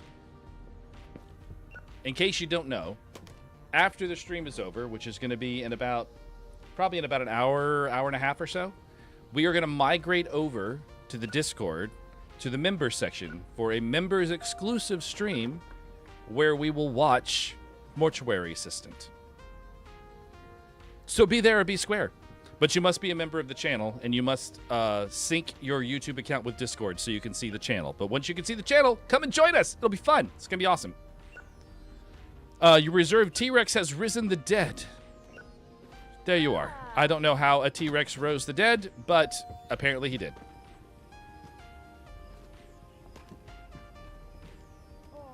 Perhaps we should synopsize that one to find out how the T-Rex rose the dead. All right, you're going to go over here for now until I figure out how many of you I keep. Excuse me. Oh my gosh, I'm gassy. We had chili for dinner.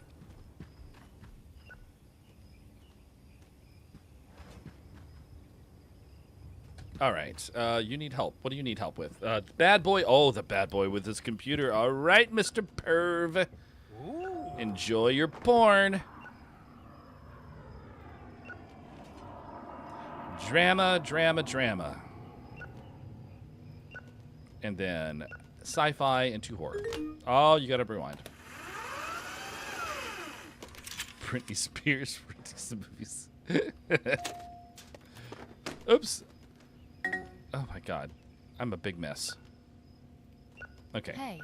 Oh my god. What? Dead Spirit Campground. Here you are. All right. Dramas. Sci-fi. Drama. The banjo will see you. You can never hide from the banjo. It is everywhere. It is all-knowing. It is all-seeing. My god, these returns never end.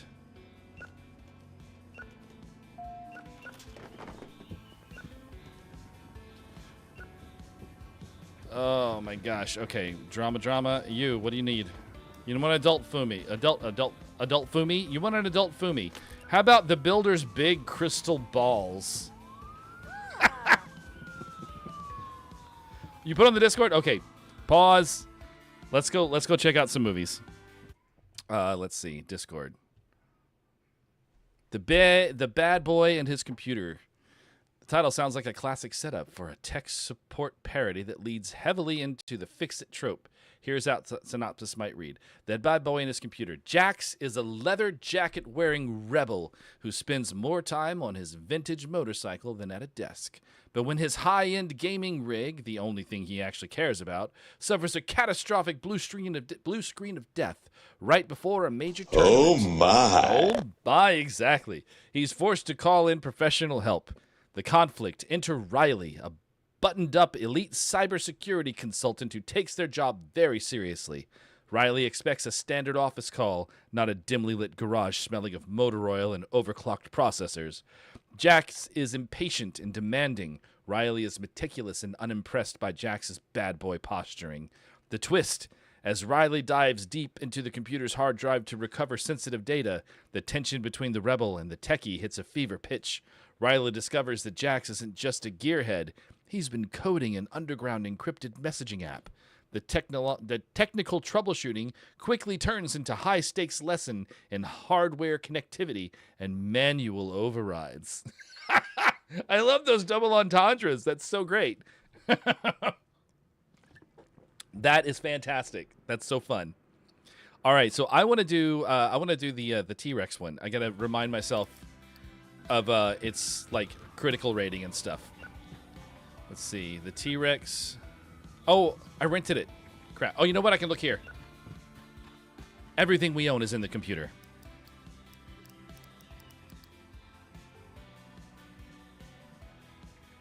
The T-Rex has risen the dead. It's a bad horror movie. All right, let's see. If there was a film, a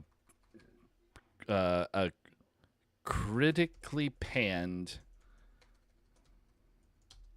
horror film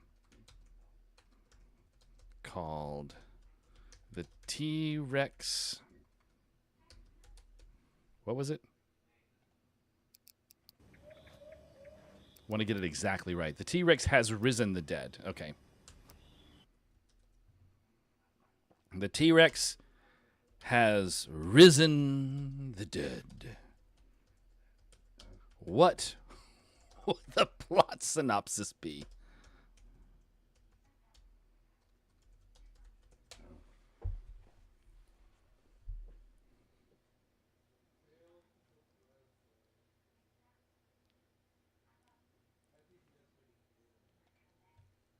Here's the poster. The bad boy and his computer. He's got a virus. They've got the cure. That's so great. Rated XXX for extreme troubleshooting and high voltage content. Oh my God. A parody film by Tech Sex Productions. That's amazing. All right. T-Rex has risen the dead. Critics have called it the cinematic equivalent of a migraine and a movie that makes Sharknado look like Citizen Kane.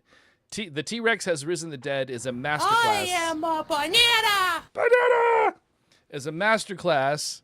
Where'd I go? The T-Rex is a masterclass in why some ideas should stay as doodles on a cocktail napkin. Produced by a studio known for mockbusters, the film somehow secured a 3% on Rotten Tomatoes, with the consensus simply reading, why? Plot synopsis. Tech Sex Productions.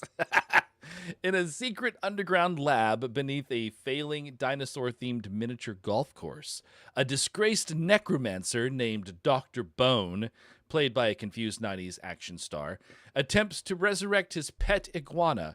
Instead, a freak lightning strike hitting a poorly grounded lava hazard on the golf course surges through a nearby fossil display. The result? An ancient skeletal Tyrannosaurus Rex is reanimated, but there's a catch. The lightning also gave the T-Rex the power of necromancy, because of course it did. The incitement. As the Zom Rex stomps through the sleepy town of Oakhaven, it doesn't just eat people. Every time it bellows a CGI distorted roar, the ground erupts. It's not just humans rising, it's everything. Civil War soldiers, prehistoric trilobites, and inexplicably, a frozen mammoth from the local Natural History Museum all join the T-Rex's undead army. The survival. The only people standing in the way of a skeletal apocalypse are Hunter, a local animal control officer who usually deals with raccoons, not reanimated apex predators. Lexi, a goth teenager who happens to be an expert in both paleontology and the occult, thanks to her Tumblr blog. And Sheriff Miller, who spends most of the movie trying to find his glasses. Pink fluffy unicorns Oh my gosh. dancing on rainbows. Pink fluffy unicorns dancing on rainbows. Pink fluffy unicorns dancing on rainbows. Pink fluffy unicorns dancing on rainbows. The climax. The survivors. How many patty cakes do we need? Holy balls! The survivors realize the T-Rex is being powered by the cursed mini-golf scorecards. The final showdown takes place at the 18th hole, where Hunter must distract the Zom Rex with a giant steak made of undead tofu. What? While Lexi performs an exorcism using a megaphone and a copy of Jurassic Park on VHS. How fitting. Oh, okay. Why it was panned. The special effects. The T-Rex skeleton clearly clips through buildings, and at one point you can see a crew member's hand holding a green screen stick during a bite scene. The dialogue, featuring lines like, "That's one fossil that refuses to be forgotten," and "He's not just a king, he's a king of the dead." The logic. The film never explains why the T-Rex was glowing red laser eyes. Has glowing red laser eyes in the second act, only for them to disappear in the third without mention. Tagline, 65 million years ago he ruled, tonight he recruits. Please show me the movie poster.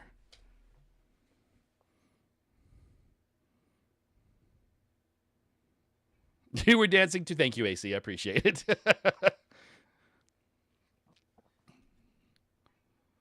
That's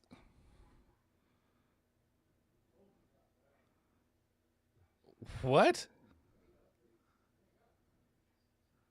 Why did this come up?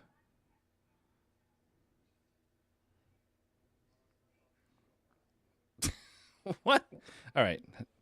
Show me a movie poster for what was it called?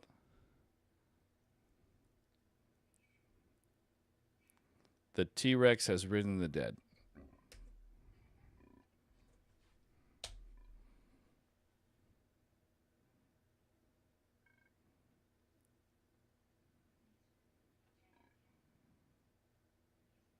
Why is it... Okay, it's giving me just links to stuff now. What is it doing that for? How about create? Let's try create a movie poster.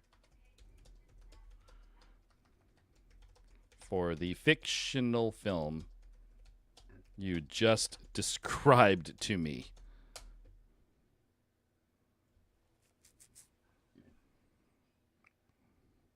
These are actual films. It just gave me links to websites that had films about zombie T-Rexes, I think. Yeah, I had to tell it to create a movie poster for the film. There we go. Now we got it. The T-Rex has risen the dead. And there's our characters. There's the goth girl with the copy of Jurassic Park and a megaphone. It's all there. It's Lexi.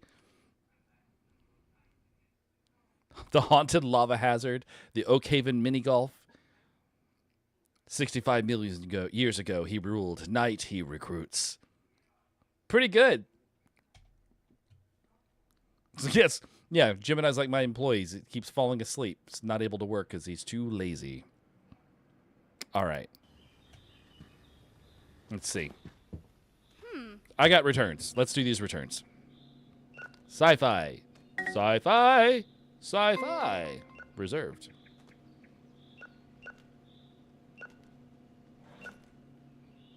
Okay. Let's get these. Oh, gosh. What? Yes. Yes.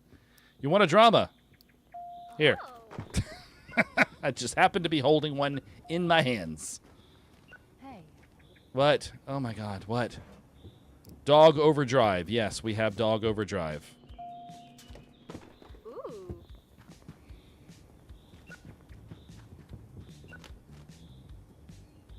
Romance. Closer to my breakfast. No. It's a lifetime of love with my breakfast.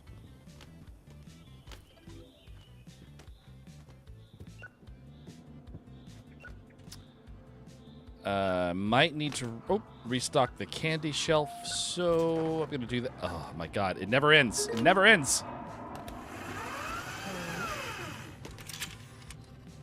All the lavables, the haunted lava feature, haunted lava hazard. What was it called? Haunted lava hazard. Yeah. Oh gosh, I'm coming, sir. I'm coming. I'm sorry. Let me put these horror movies away at least. What you got? You reserved a copy of Sailor Gone with the Wind.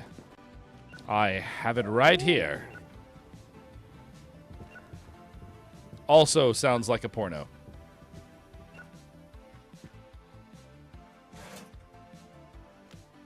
Okay. We have 1,400. I think it's...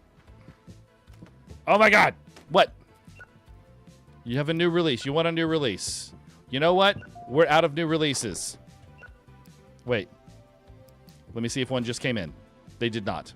All right, yeah, sorry. Bye. You got to come earlier in the day if you want a new release, lady.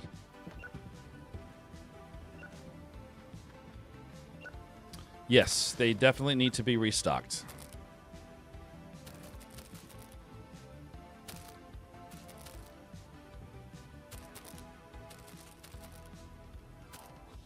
No.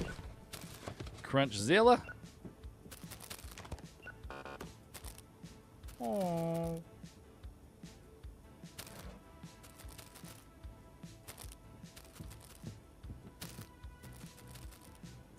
Okay. All right, that's fine. We're gonna have no returns. All right. We just let the day ride out.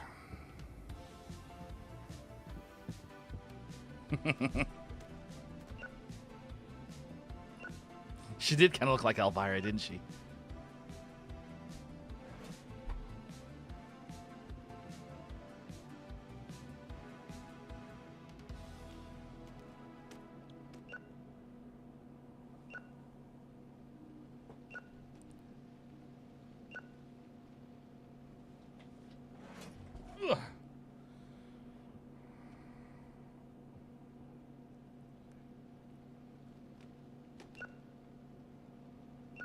Ring him up faster. Ring him up faster. I want to. Oh my god. Oh my god. Of course the phone rings. You're gonna reserve something, aren't you? Yes, the king's famous pie. Also sounds like a porno. Just saying.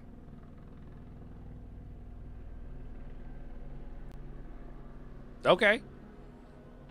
Well, here, let's go. Let's pick one for you. We have, oh gosh, okay. Let's go to the computer. I guess they're almost all checked out. But let's see. So these are the adult films that I have, Che. The ones in yellow. We have Yummy Doghouse, The Builder's Big Crystal Ball, The Saucy Tape Delivery, Soaking My Fairy, Neon Dog Tension, The Sculpture is in for a Treat, The Bad Boy with His Computer, Poor Shroom Your Mind, Chocolate Covered Toadstool, or The Ghost My Fantasy. Which one would you like to do?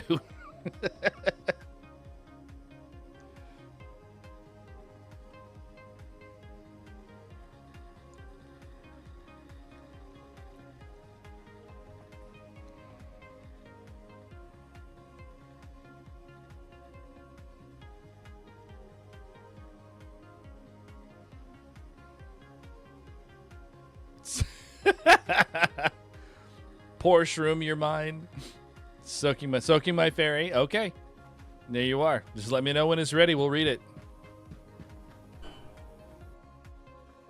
Woo! $430. I made good money today. Popcorn! We can make popcorn now. And it's raining. That means more customers. All right. I need to repair the popcorn station. All right. Then I think it's time. Let's expand.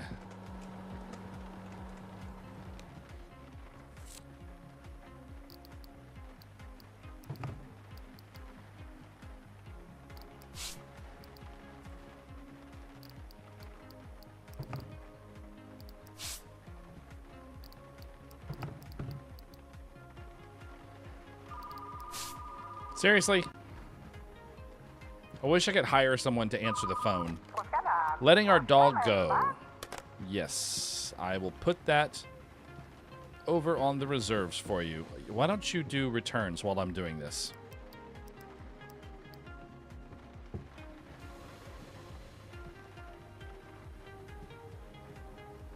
All right, B.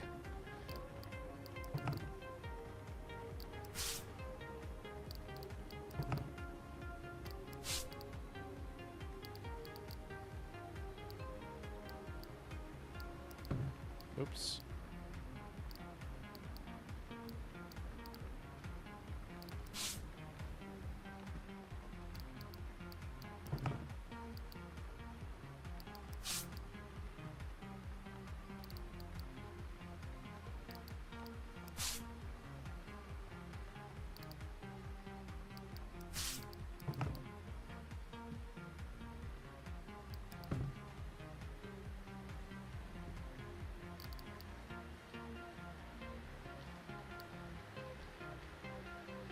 Oh, there we go. That's what was wrong. It's like, why doesn't it match?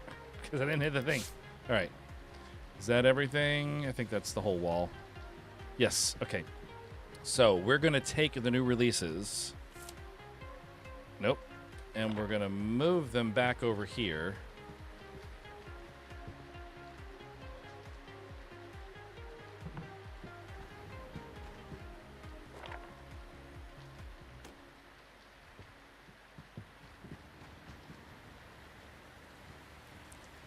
Like so. Nope, not like that. Like so. All right, so there's our new releases. And then we will take Drama, put them against this wall.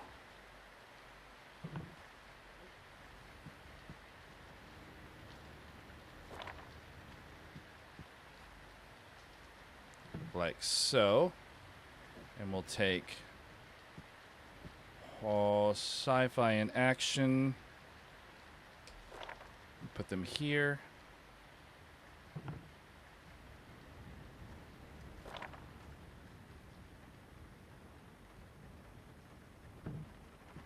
And then we'll take these. We'll line them up. Nope.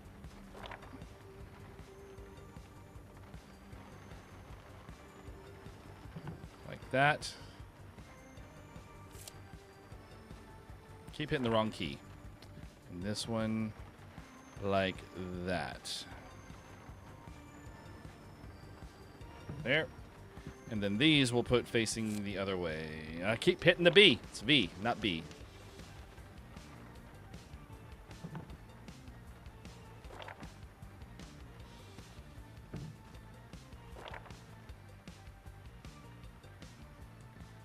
Okay.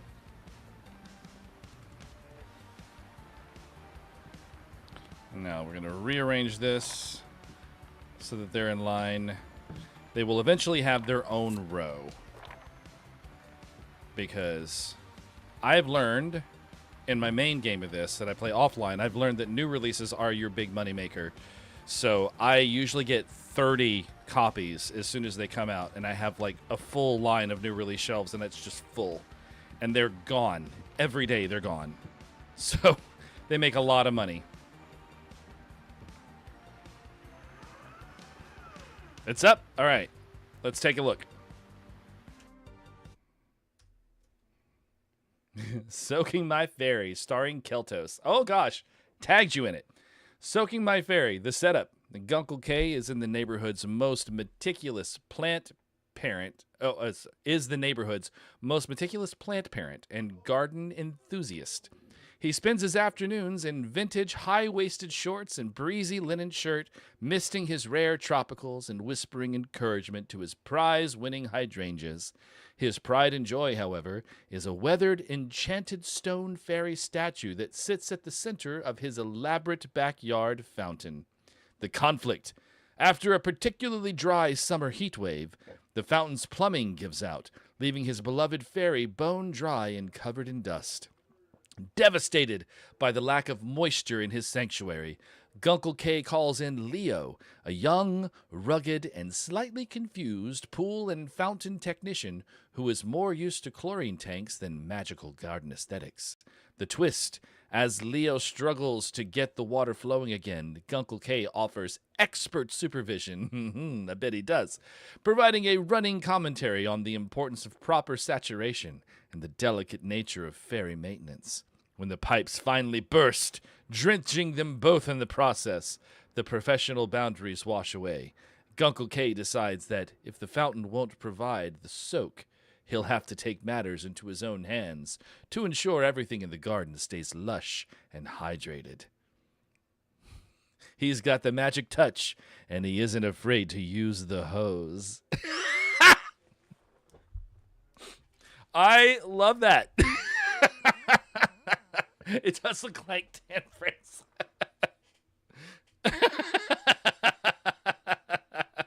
Oh my gosh, that's funny.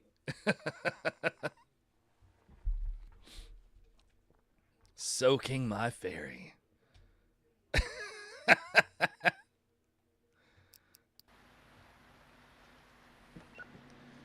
All right, while he's running checkouts, let me go find one to do. We can do, let's see, what's an action, a bad action film. Outsider Velocity, Secrets of the Forbidden Snake, Jester Burnout, Award Burnout, The Monster Ignition Point, the Hobo Gang Assault, Hobo Gang Assault, I think is what I'm going to do. The Hobo Gang Assault. If there was a bad action flick, or actually, let's say critically panned, not bad. Critically panned action flick named the Hobo. My memory, guys, I swear to God, it's just gone. The Hobo Gang Assault, sorry. The Hobo Gang Assault. What would the plot synopsis be? You're putting him in every adult film synopsis? Awesome. All right. Critics have described The Hobo Gang Assault as a movie that feels like it was edited in a blender and an insult to both action cinema and common sense. It's the kind of film that ends up on a late-night bad movie podcast within a week of its release. Earning a dismal 8% on Rotten Tomatoes, the film is widely mocked for its bizarre tone and a budget that clearly didn't cover its own ambition. The plot synopsis.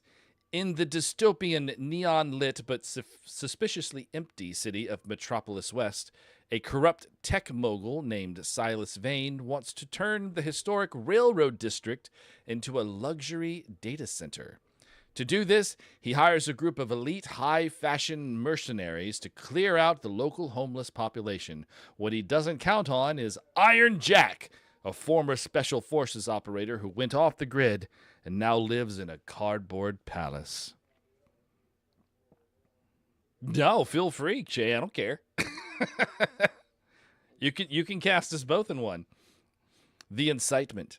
When Vane's mercenaries destroy Jack's favorite vintage percolator during a midnight raid, Jack decides he's had enough, and he uses a modified ham radio to send out a Signal 99, a legendary call to arms for the Hobo Shadows, an underground network of survivalists who live under the city's tracks. The Assault. The film's second act is a series of increasingly nonsensical action sequences where the Hobo Gang takes the fight to Vane's Glass Tower headquarters. Despite having no money, the gang somehow possesses tactical shopping carts outfitted with flamethrowers and spikes, steam-powered grappling hooks made from recycled plumbing, the Bindle Bomb, an explosive device that looks suspiciously like a sack of flour taped to a firecracker. The climax. The final battle takes place in Vane's penthouse. Jack faces off against the lead mercenary, a woman named Velvet, who fights exclusively in stiletto heels. Of course she does. The fight ends when Jack uses a sharpened railroad spike to pop the building's pressurized aquarium, washing the villains away in a wave of expensive tropical fish. Hang on. I forgot to pause the game. I kept noticing color at the bottom of the screen. It's like, wait, I think the game's still running. There we go. Why it was panned. The city setting. It's painfully obvious the entire movie is filmed in a single alleyway and a rented office lobby. The neon city is just a few LED strips taped to the walls. The physics. In one infamous scene, Jack jumps a shopping cart over a helicopter. The shopping cart clearly has no wheels in the close-up shot. And the dialogue. Jack's catchphrase is, "I may be homeless, but tonight I'm making myself at home in your nightmares." And the editing. There are several scenes where characters change clothes mid-fight due to continuity errors. Tagline, they have nothing to lose, and they're bringing the baggage. Generate the poster for this delightful train wreck.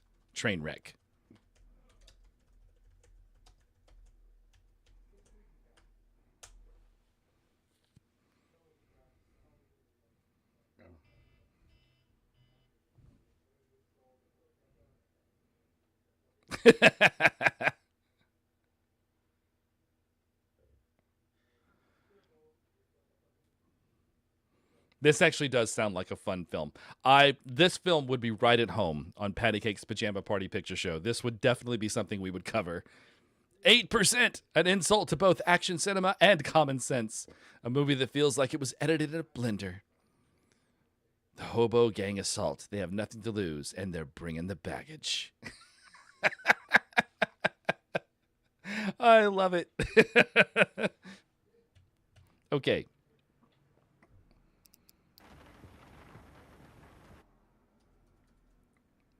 There we go. Sorry, my chat window was hiding from me.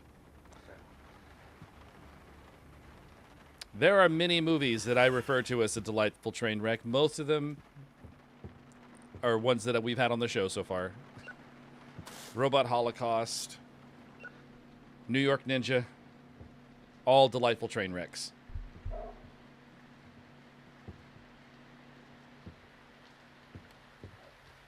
All right, once you're done with that, I'm going to put you on the register, Mark. And looks like you're just about done. We're going to rearrange that because we have weird things there. Okay. Go to the register. Thank you. Go ahead and open.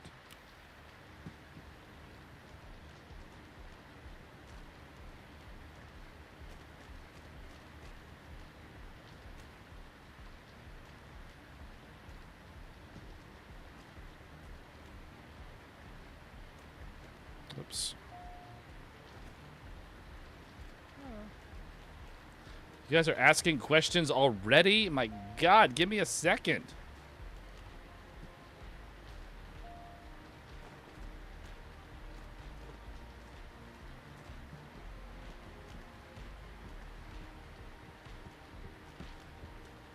Okay, there we go. 2 shells of action, 2 shells of sci-fi. The King's Famous Pie, yes. The one that sounds like a porn. We have it. There you are.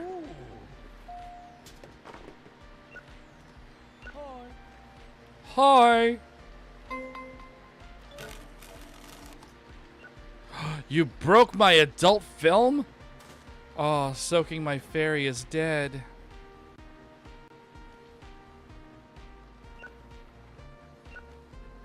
Yes.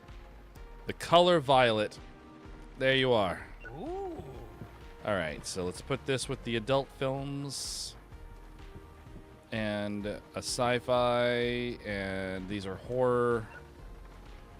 Horror, action, action. The Adventures of Goldie Gold and Action Jack. Does anyone remember that show besides me?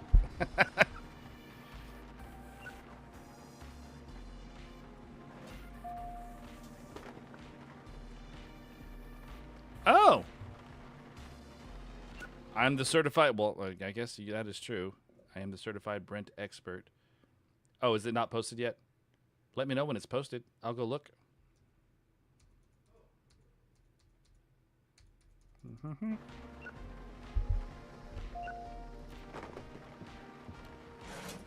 It was so rough.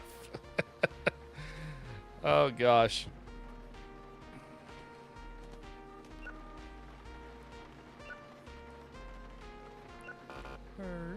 Okay, what you want? The first broken feet ever. Could I get a warning instead? Okay, sure. I'm feeling generous today because I had a good laugh.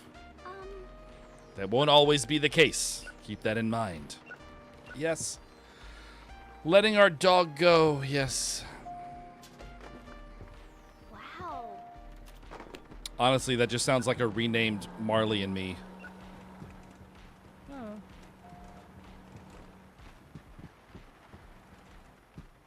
Dramas are over here. That's right. Against the wall. Oh, gosh. You need something. What you need? What did you reserve? Poetry is dead. Yes, we have that. Ooh.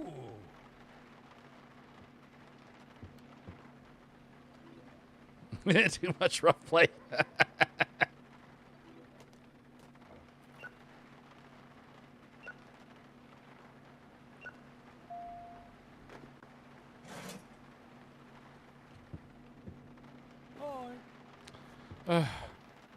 Yes, I have it. It's right here. Let me get these. Let me get this smut back on the shelves. Or on the floor.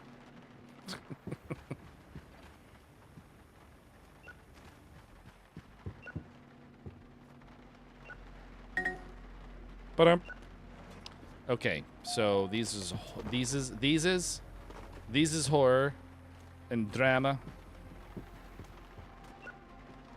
Oh, you did? Ace, oh, great minds, right?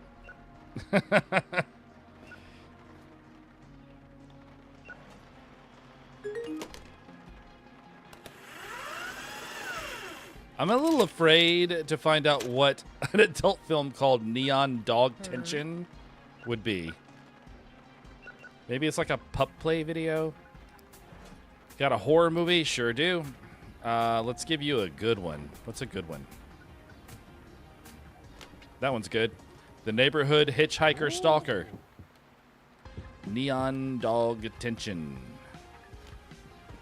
The Mailman, our last guest. An action flick and a sci-fi flick and another sci-fi flick, and we are done with that.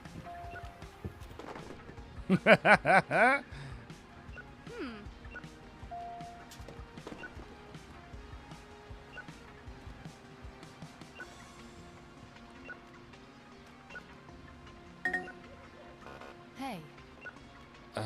God, yes. Late fee. Come on, we're not friends, okay? We're not friends. You are my customer. I own the store. That does not make us friends. Thank you. This has been a public service announcement from the store owner.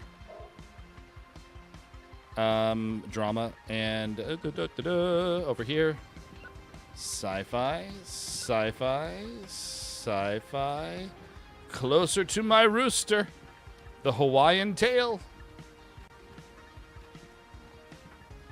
Okay.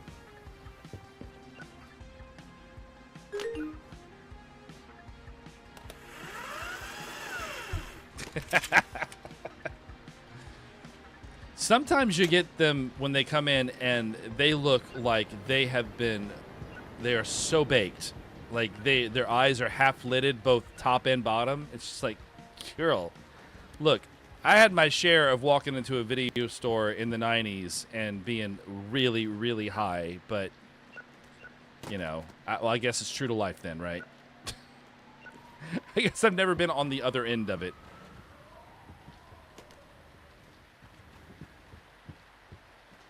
All right.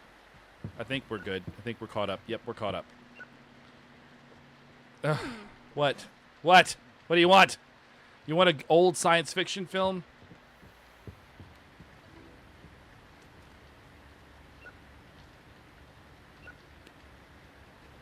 I don't think I have any. Yeah, I don't have any old science fiction films. I'm sorry. Oh, well, I can give you a regular science fiction film. It just won't be old. There you go.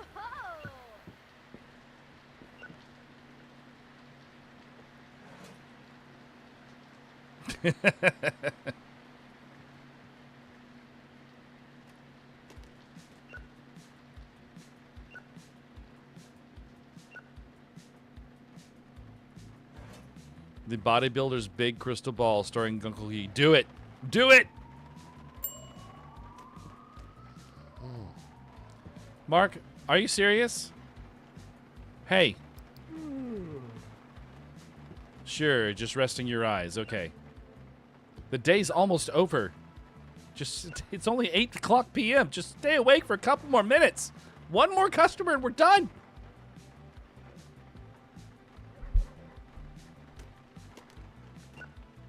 See, like her. She looks baked. She looks very baked.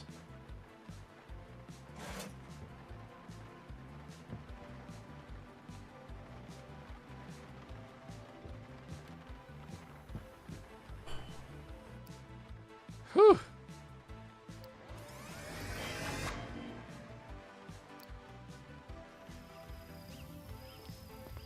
It's the robotic convention. That means sci-fi movies are going to be very popular today, right? Yes, 80% sci-fi movie rentals. And tomorrow's going to be lots of people because it's going to be a rainy day. But we may only get through one more day before we move over to the server, though, to Discord. Let's see, 10 random movies. Do we have any good sci-fi films? Sci-fi films? There's one. Ooh, God, it's expensive, but it's worth it.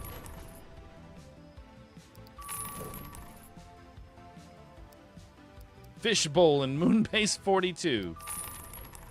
I think that's the one I'm going to make. Fishbowl in Moonbase 42. Radioactive gingerbread! Oh, my loading zone's full.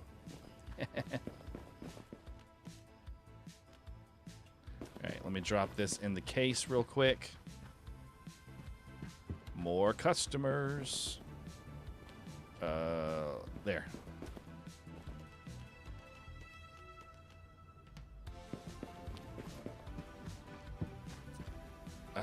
Okay. Dude, okay. I forget to move him to repairs. To returns. Wow, I got another one. That was unexpected. All I need is my convict. The Space Bath Racer. Scary sculpture flick. The cookie knocking at midnight. Okay. Let me go grab the rest and we'll shelve them and then I'll make my movie. Or my synopsis.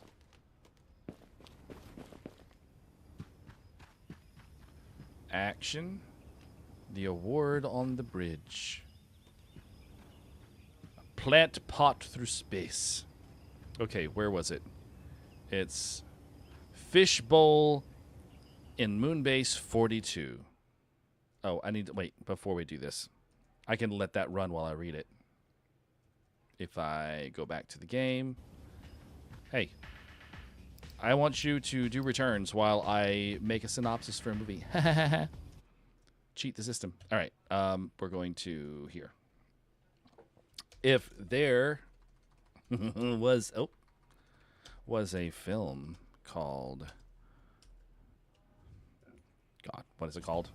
My memory, guys. Fishbowl in Moonbase 42. Okay. Fishbowl in Moonbase 42. What would the... Oh, let's clarify. It's a sci-fi film. What would the plot synopsis be?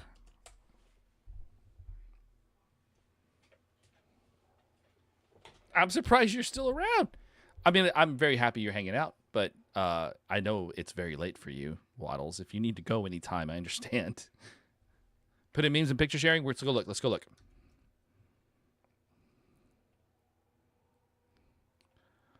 Oh my God. Waddles, he's going to love this. He'll probably frame it. This is beautiful. You captured him perfect. You captured him absolutely perfectly. That is 100% Brent.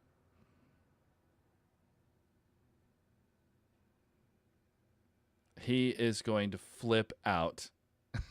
He's going to flip out.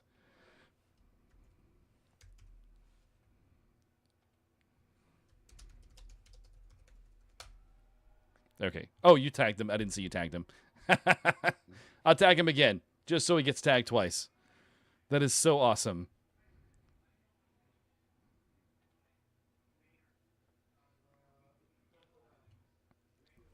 All right.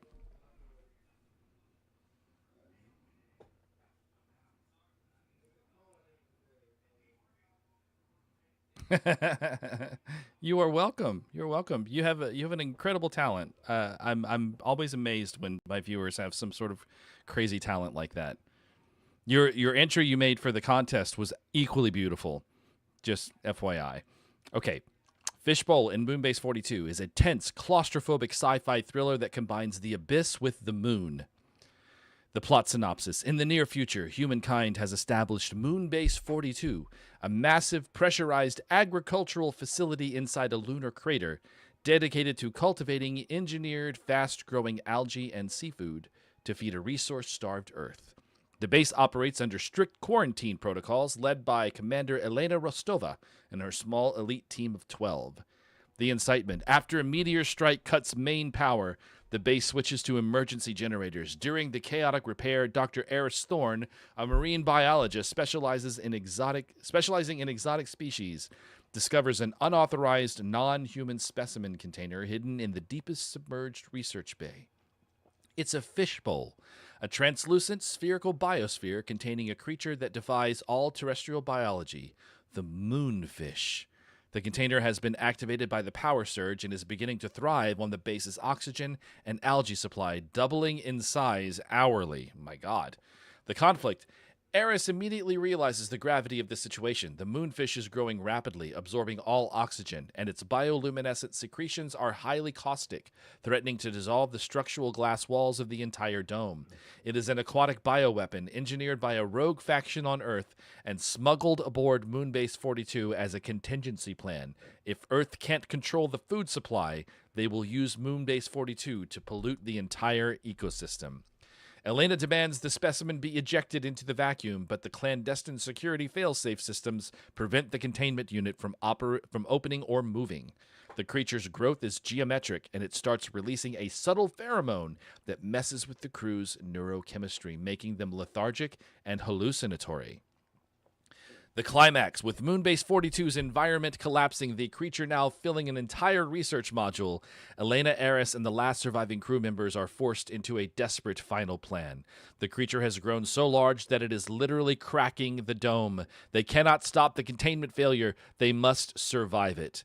They abandon the main station and flood the primary dome, using a modified deep-sea submersible to swim through the creature's caustic bioluminescent sphere to reach the command pod that can eject them into lunar orbit just before the entire facility implodes, leaving a perfect fishbowl crater in the side of the moon. The look, a sharp contrast between the harsh, white, sterile environment of the moon base and the sickly, alien internal bioluminescence of the growing fishbowl. The film is shot with a deep focus to emphasize both the vast vacuum of space outside the increasingly crowded, tight spaces of the base, and the sound, a dynamic score of deep ocean pressure sounds mixed with high-frequency space silence. The environment itself is a main character. The biggest threat isn't outside, is the tagline. Yes, please generate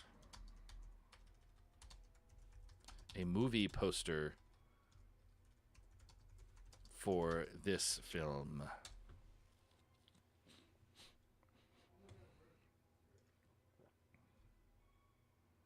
Oh, yours is done, Jay? Cool. Yep, absolutely. This is a good format. Every day, we'll get an adult film and a regular film.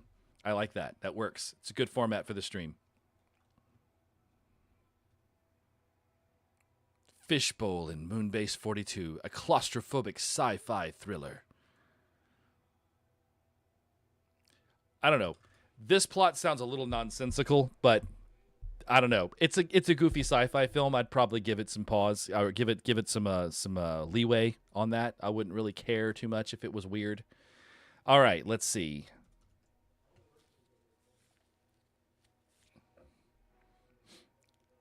The bodybuilder's big crystal ball. The setup. Guncle K is the neighborhood's most eclectic metaphysical advisor, operating out of a dimly lit, incense-filled shop in the city. He's a middle-aged bohemian, sporting a stylish septum piercing and multiple silver rings, who specializes in crystal healings, aura adjustments, and very intuitive massage. Business is steady, mostly from clients seeking help with stress or low energy. The conflict, enter Brock, an extremely serious competitive bodybuilder.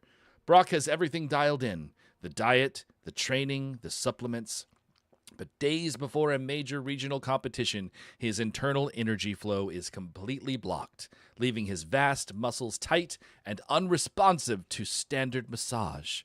He's desperate and skeptically seeks out Guncle K's shop, hoping for a miracle, but expecting a lot of nonsense. The twist: Brock arrives looking for a standard sports massage. Instead, Guncle K immediately identifies that Brock's root chakra is misaligned and declares that the only cure is a highly specialized meridian alignment therapy, using his shop's center attraction, an enormous, perfectly smoothed, hand-carved, and slightly damp crystal sphere.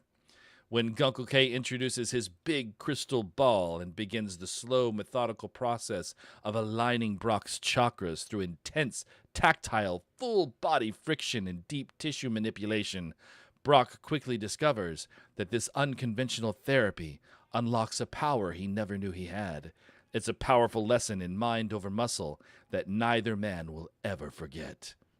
Oh my.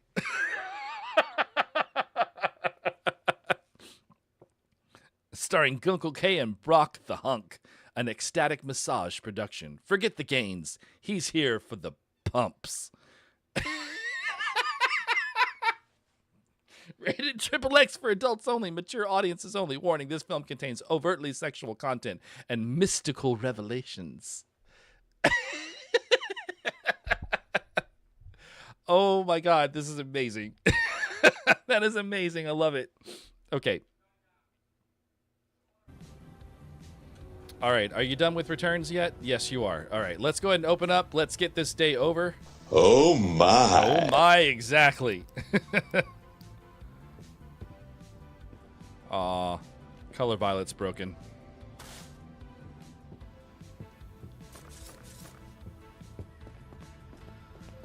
Movies. Oh, sorry. Didn't mean to throw it at you. Hey, hey, hey. Hey, come back. We have movies. Okay, whatever. How about you? You like movies? Oh. Yeah, we're open. You like movies? Oh. Yeah. How about you? You staring at a movie poster? Oh. I love movies. I'll drop it. Look, I keep finding movies out here. I don't know why they appear out there. But it happens in all of my other game too. They just sometimes appear out there in the area. Whatever you call that. Yes, I have it. Oh, there you are. All right, I gotta process these, get them back on the shelves.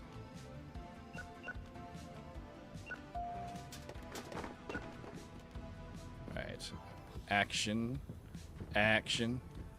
noink, and ugh, damn it, horror, boink, boink, drama. Oh, this isn't a new release anymore. All right, so we gotta pay attention to how many of these we have. Let's see, we have 1, 2.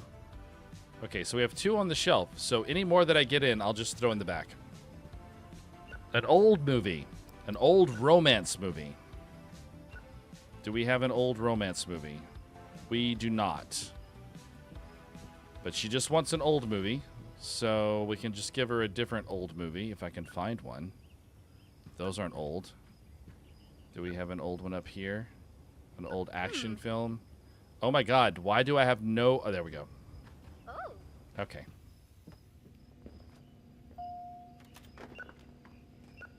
Horror. Just drop these off with the horrors. The tobacco strategy.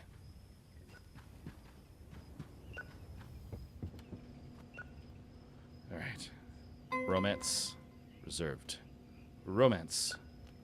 And sci-fi. Okay, let's get these back.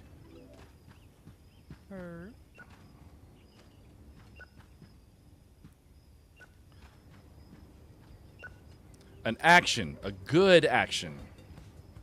Well, I definitely have those. Atomic Infection is apparently a very good action film. I think it's also called Chernobyl. Although that wasn't an action film. That was more of a drama series.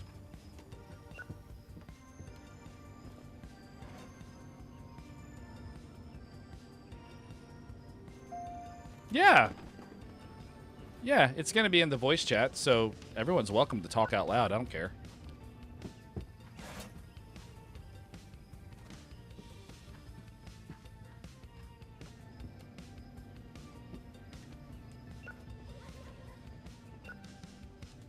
That's fine, Che. I understand.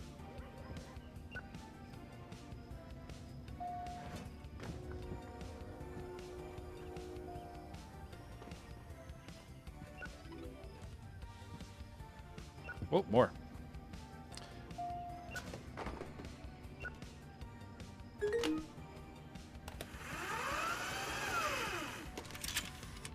Adult horror movie.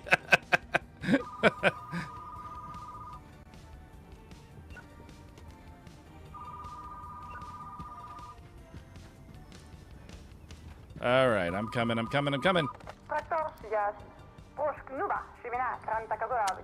I just rented the movie Poetry is Dead, and there's a piece of gum stuck on the tape. That's honestly pretty nasty. I'm sorry, that won't happen again. Savages. Bunch of savages. All right, so now that we have windows, I'm going to move these so that they're visible from outside. Love's Last Melodies. Yes. Yes, yes, yes. Right there. Ooh.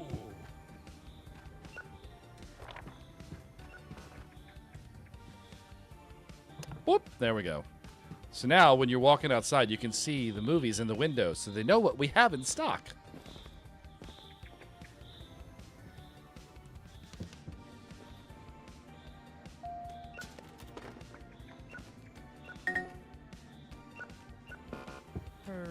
All right, this is going to go in the back for sale. And this is going to go here. And what do you want?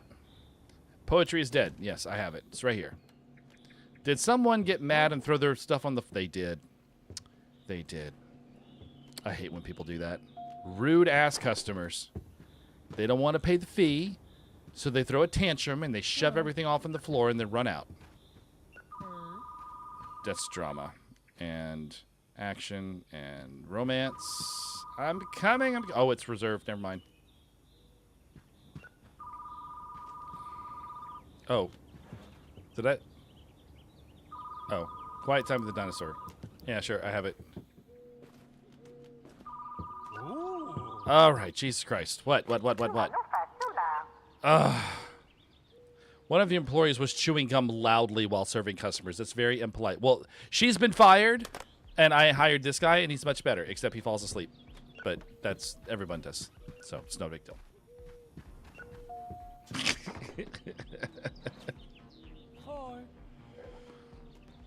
All right, we have 2 adult films, a horror film, and 2 romance films. And a guy that needs attention, apparently. I'm coming. What do you need? An action movie to get your adrenaline going. Okay, well, I can probably help you out there. How about 2 wheels, 1 sofa? Adult, horror, and romance. 2 romances. 1, 2. Her. Oh, he wanted popcorn. I think we're done. We just have 1 more customer after this, and we're done.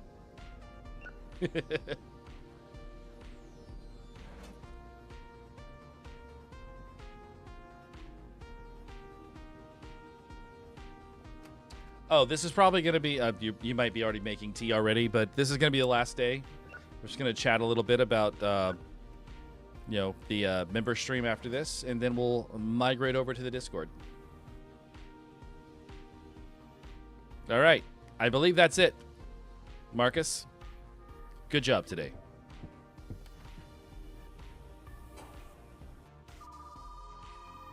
Fuck the phone. It's probably still going to be ringing the next morning. It never stops ringing. All right. Yes. Casket in Tim's room. Yes, we'll reserve that for you. Then I'll go save my game.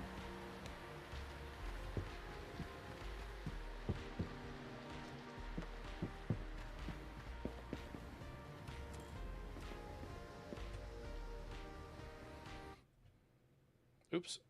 I didn't mean to do that, but that's okay. We're going back to this. This game's fun, guys. I love this game. I can't stop playing it.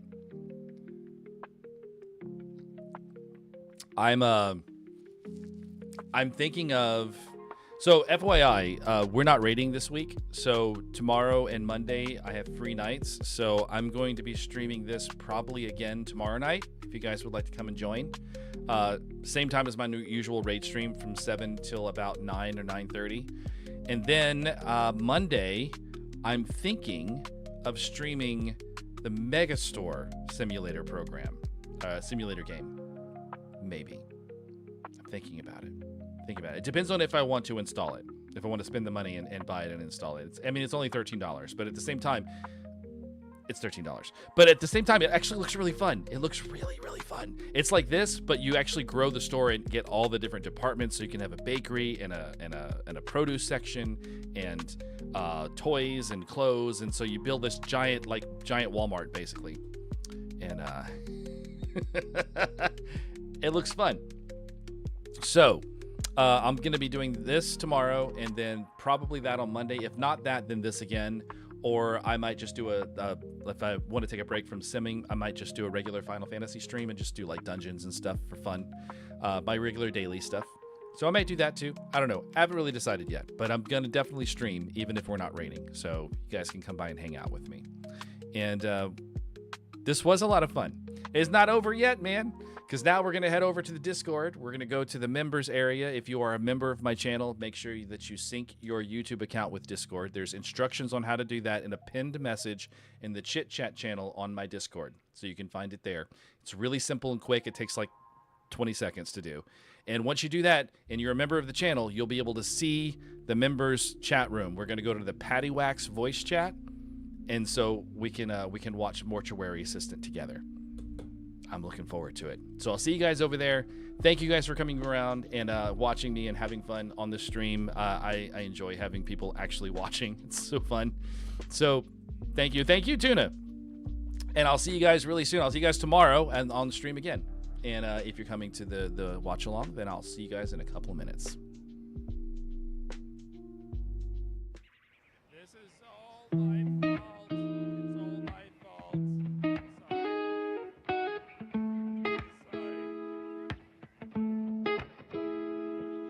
Chat's still scrolling, but the game's all done.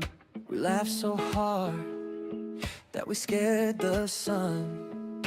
She's still cracking one last joke on call. Patty Cake's face on the screen too small. Brennan Tuna, still talking in caps. AC Master, dropping meme-shaped facts. I am losing, but he owns it proud. Nolan clipping every scream out loud.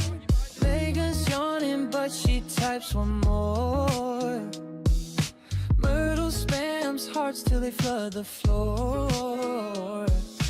Kelto's trick was hold the line so tight.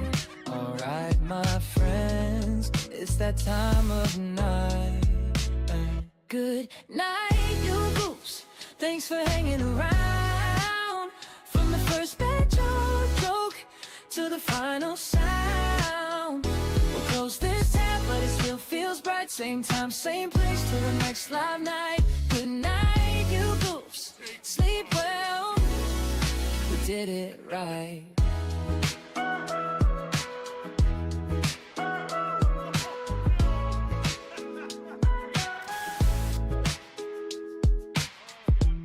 All those goofy AI clips of Patty Cake's wild side. We'll remember every bit, every laugh, every cry. Screen goes dark, but it's all alright. We're still a weird little family. Signing off tonight. Good night, you goose. Thanks for hanging around. From the first bad joke to the final sound. We'll close this tab, but it still feels bright. Same time, same place till the next live night. Good night, you goose. Sleep well. We did it right.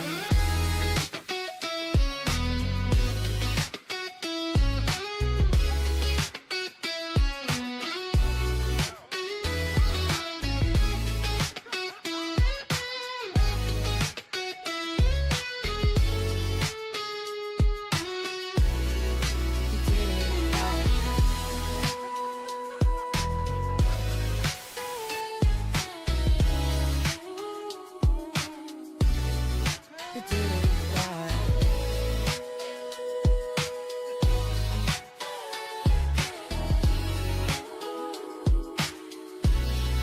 We did it right.